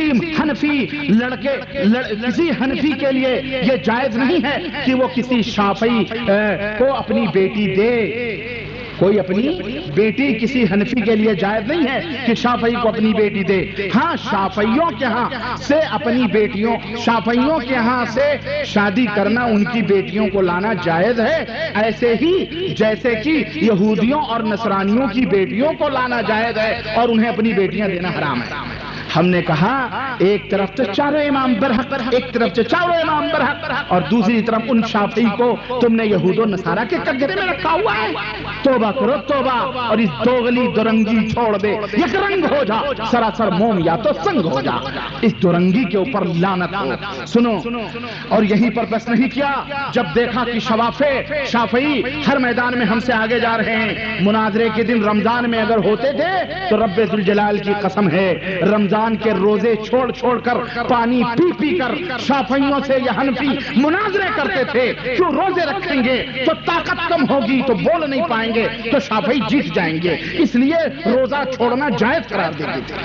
یہ وہ مفتی ہے، یہ مفتیان احناف تھے۔ اور یہی نہیں، سن 578 میں آپ کس کو بتاؤں میں تاریخ کیا ہے، تاریخ کیا ہے؟ تم صرف لوگوں کو بھول بھٹکر میں رکھ کے چاروں امام برحق، چاروں مذہب برحق کہہ کر کے اپنے الو سیدھے کرتے ہو، لیکن جو اندر کی گند تم نے سینوں کے اندر چھپائی ہے اس کو تم نہیں کھولتے ہو۔ میں تمہیں بتاتا ہوں، سنو، 578 میں عیسیٰ ابن مالک جو حنفی بادشاہ تھا، جب حنفی مذہب کے اوپر تھا، اس نے شافعیوں کے قتل عام کا حکم دے دیا تھا، اور تعصب کے بنا پر تمام حنفیوں نے شافعیوں کو قتل کرنا شروع کیا تھا۔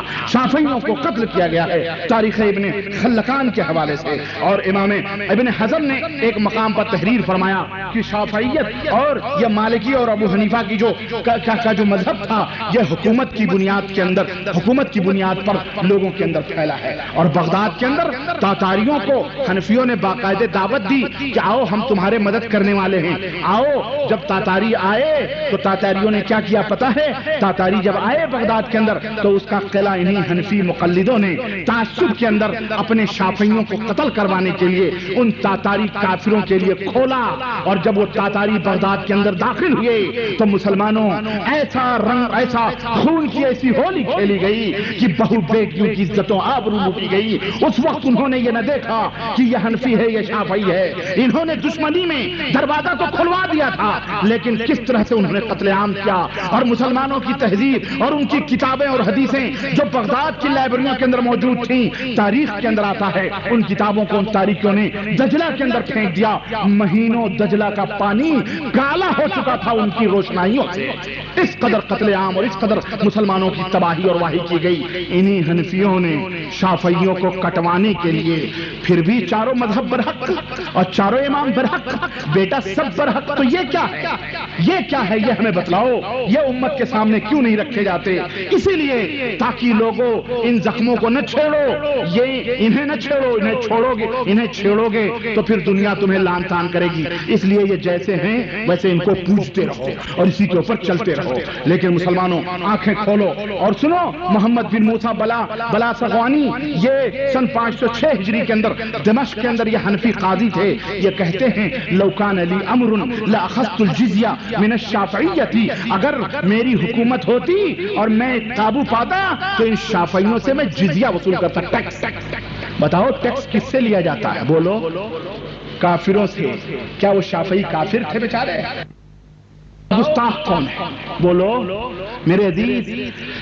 اور سنو، کہتے ہیں حنفی مذہب کے، کہتے ہیں من ارتحل الی مذہب الشافعی یعذر، جو شخص شافعیہ مذہب حنفی کو چھوڑ کر شافعیت کو قبول کرے اسے کوڑے مارے جائیں گے، کوڑے بھری بازار میں۔ اور سنو، ولا تقبل شہادہ، اور اس کی گواہی بھی کبھی قبول نہیں کی جائے گی۔ اور سنو، کہتے ہیں کہ اور یہ خطرہ ہے کہ جب وہ مرے گا تو اس کا ایمان چھین لیا جائے گا۔ پھر بھی چاروں مذہب پر چاروں امام برحق۔ اس شافعیوں نے کیا جرم کیا؟ اور یہ صرف شافعیوں نے نہیں کیا، جب ان کا تعصب بڑھا، جب ان کا اس طرح غلو بڑھا تو حنفیوں کے خلاف شافعیوں نے بھی اپنی زبانیں دراز کی، حنبلیوں نے بھی اپنی زبانیں دراز کی۔ چنانچہ ایک مذہب حنبلی کا ماننے والا کہتا ہے، امام حروی بہت بڑے امام تھے، یہ کہتے ہیں من لیس بحنبلی فلیس مسلما، جو حنبلی مذہب قبول نہ کرے وہ مسلمان ہی نہیں، جو حنبلی نہیں وہ مسلمان نہیں ہے۔ تذکرۃ الحفاظ۔ اسی طرح ابو بکر البکرمی نے کہا کہ ارے اس طرح اقوال موجود ہیں ایک دوسرے، جب ظاہر ہے تم ہمیں گالیاں دو گے تو ہم تمہیں چھوڑیں گے، تم ہمیں مارو گے تو ہم تمہیں چھوڑیں گے، ظاہر ہے ایک دوسرے کے خلاف۔ اس طرح انہوں نے ننگا ناچ ناچا ہے۔ آج کفار اور مشرکین نے پیٹا ہے نا، پیٹا، اس لیے اب اسی پر چپ ہیں اور کہتے ہیں چاروں برحق، چاروں برحق، چاروں برحق، اور دلوں کے اندر کفر پھیلائے ہوئے ہیں، دلوں کے اندر ان کے بغض ہے۔ اور آج افغانستان کی سرزمین پر، وہ تو وہ دور تھا، آج افغانستان کی سرزمین پر جو مسلمانوں کا قتل ہو رہا ہے اس میں کون شافعی ہے اور کون دوسرے مذہب کا ہے؟ ذرا بتاؤ۔ وہ بھی حنفی طالبان والے، اور وہ بھی حنفی ہیں کہ نہیں ہیں؟ اور یہ خواب دیکھ رہے ہیں کہ مذہب حنفی کا ایک ملک افغانستان میں بننے والا ہے۔ ہاں، ہم حنفی فقہ نافذ کریں گے، قرآن و سنت نہیں، حنفی فقہ ملے نافذ کریں گے، ملے بیٹھے ملا فلاں ملا فلاں ملا فلاں۔ اللہ ان کے اس خواب کو کبھی شرمندہ تعبیر نہ کرے، انشاءاللہ نہیں ہو سکتے ہیں یہ، اور اس وقت تک یہ کامیاب نہیں ہو سکتے جب تک قرآن و سنت کے پرچم کا یہ دعویٰ نہیں کریں گے۔ اس دنیا کے مناروں پر قرآن و سنت کے پرچم لہرائیں گے، کسی امتی کے فرمودات کے پرچم نہیں لہرا سکتے ہیں۔ سنو، اور پھر اور یہ بھی اللہ کا عذاب ہے کیا کہ جب یہ ایک دوسرے کو گالیاں دینے لگے، ایک دوسرے کو برا بھلا کہنے لگے، اللہ نے ان کے آپس میں خود اختلاف پیدا کر دیا۔ حنفی خود ایک دوسرے کو اب کافر، بولو، من حفر بئرا لأخیہ وقع فیہ، اللہ کے نبی نے فرمایا جو اپنے بھائی کے لیے کنواں کھودتا ہے وہ خود گرتا ہے۔ انہوں نے اپنے بھائی کے لیے کنویں کھودے تو اللہ نے ان کو خود آپس میں لڑا دیا۔ آج حنفی لڑ رہے ہیں، ہمارے ملکوں کے اندر مساجد ضبط ہو رہے ہیں، وہ اس کی مسجد پہ قبضہ کر رہا ہے، وہ اس کی مسجد پہ قبضہ کر رہا ہے، وہ اس کے نیچے سے مسلح کھینچ رہا ہے، وہ اس سے مناظرہ کر رہا ہے، وہ اس سے بم اڑا رہا ہے، عید میلاد النبی وہ اس سے کٹگری لڑائی فتنے ہو رہے ہیں۔ کیوں ہیں یہ حنفی وہ بھی امام؟ کیوں؟ یہ اللہ کا عذاب ہے جو ان کے آپس میں ڈالا گیا ہے، اور یہ اس وقت تک نہیں سمجھ سکتے ہیں جب تک کہ یہ قرآن و سنت ایک ہاتھ میں لے کر کے دنیا کے سامنے اعلان نہیں کریں گے کہ ہمارا دین، ہمارا مذہب وہی ہے جو صحابہ کرام والا دین اور مذہب تھا، امتیوں والا مذہب نہیں ہے۔ میرے عزیز، باتیں بڑی ہیں، معلومات کے ذخیرے ہیں، میں آپ کو کہاں تک دوں اور کہاں تک بتلاؤں؟ میں بھی تھک گیا، آپ بھی، وقت بھی۔ انشاءاللہ موقع رہے گا، میں اپنی بات میں ختم کرنا چاہتا ہوں، موقع رہے گا، زندگی رہے گی تو انشاءاللہ اگلی ملاقات ہوگی۔ اس کا موضوع انشاءاللہ ہم وہ کرتے ہیں 4 مذہب رکھنا، 4 مذہب، جیسے 4 امام رکھے ہیں نا، اب ان کی حقیقت معلوم ہوئی تو 4 مذہب رکھنا، وہ بھی میں بتاؤں گا انشاءاللہ۔ عرض کرنا تمام باتوں کا نچوڑ اور خلاصہ یہ ہے کہ اے لوگوں قرآن و سنت کو لازم پکڑو. جتنے بھی ائمہ کرام رحمہم اللہ ہیں سب کے دین سب کی خدمات کو سراخوں پہ رکھتے ہوئے ان کی عزت کرو، لیکن اتباع اور پیروی صرف محمد الرسول اللہ صلی اللہ علیہ وسلم کی کرو. یہی ہماری دعوت ہے، یہی ہماری درخواست ہے، اور یہی ہماری دعوت کا لب لباب ہے، اور یہی ہمارا آوازہ ہے، اور نگر نگر یہی ہماری آواز ہے کہ اے لوگوں سب سے رشتے توڑ کر جس طرح صحابہ کرام نے اپنے اعزا، اپنے اقارب، اپنے وطن، اپنے مال، اپنی دولتوں کو چھوڑ کر محمد الرسول اللہ صلی اللہ علیہ وسلم کے دامن سے چمٹ گئے تھے، ایسے امت کے لوگوں اگر خیر چاہتے ہو، فلاح چاہتے ہو تو صرف محمد الرسول اللہ صلی اللہ علیہ وسلم کے دامن سے پڑ جاؤ. نہ تم میں کوئی حنفی ہو، نہ تم میں کوئی شافعی ہو، نہ تم میں کوئی مالکی ہو، نہ تم میں کوئی تیجانی ہو، نہ تم میں کوئی قادری ہو، نہ کوئی تم میں نقشبندی ہو، نہ تم میں کوئی چشتی ہو، کوئی نسبت نہ ہو، نسبت ہو محمد الرسول اللہ صلی اللہ علیہ وسلم کی. اگر تم ایسا ہو گئے، ایک ہو جاؤ تو بن سکتے ہو خورشید مبین، ورنہ ان بکھرے ہوئے تاروں سے کیا بات بنے. ایک ہو جاؤ گے تو دنیا تمہارے سامنے سر ٹیک دے گی، گھٹنے ٹیک دے گی، ورنہ یہ انتشار رہے گا تو اسی طرح سے اللہ کا عذاب رہے گا. اللہ وحدہ لا شریک سے دعا ہے کہ اللہ ہمارے ان ٹوٹے پھوٹے کلمات کو قبول فرمائے، اور اللہ ہم سب کے دلوں میں ایکتائی اور ایکانگت عطا فرمائے، اور اللہ ہماری صفوں میں اتحاد عطا فرمائے، اور ہم سب کو کتاب و سنت پہ چلنے کی توفیق عطا فرمائے، اور ہم سب کو خود لا الہ الا اللہ اور محمد رسول اللہ قرآن و سنت کے پلیٹ فارم پہ جمع ہونے کی توفیق عطا فرمائے. آمین یا رب العالمین. وصلی اللہ علی نبینا محمد وعلی آلہ وصحبہ اجمعین.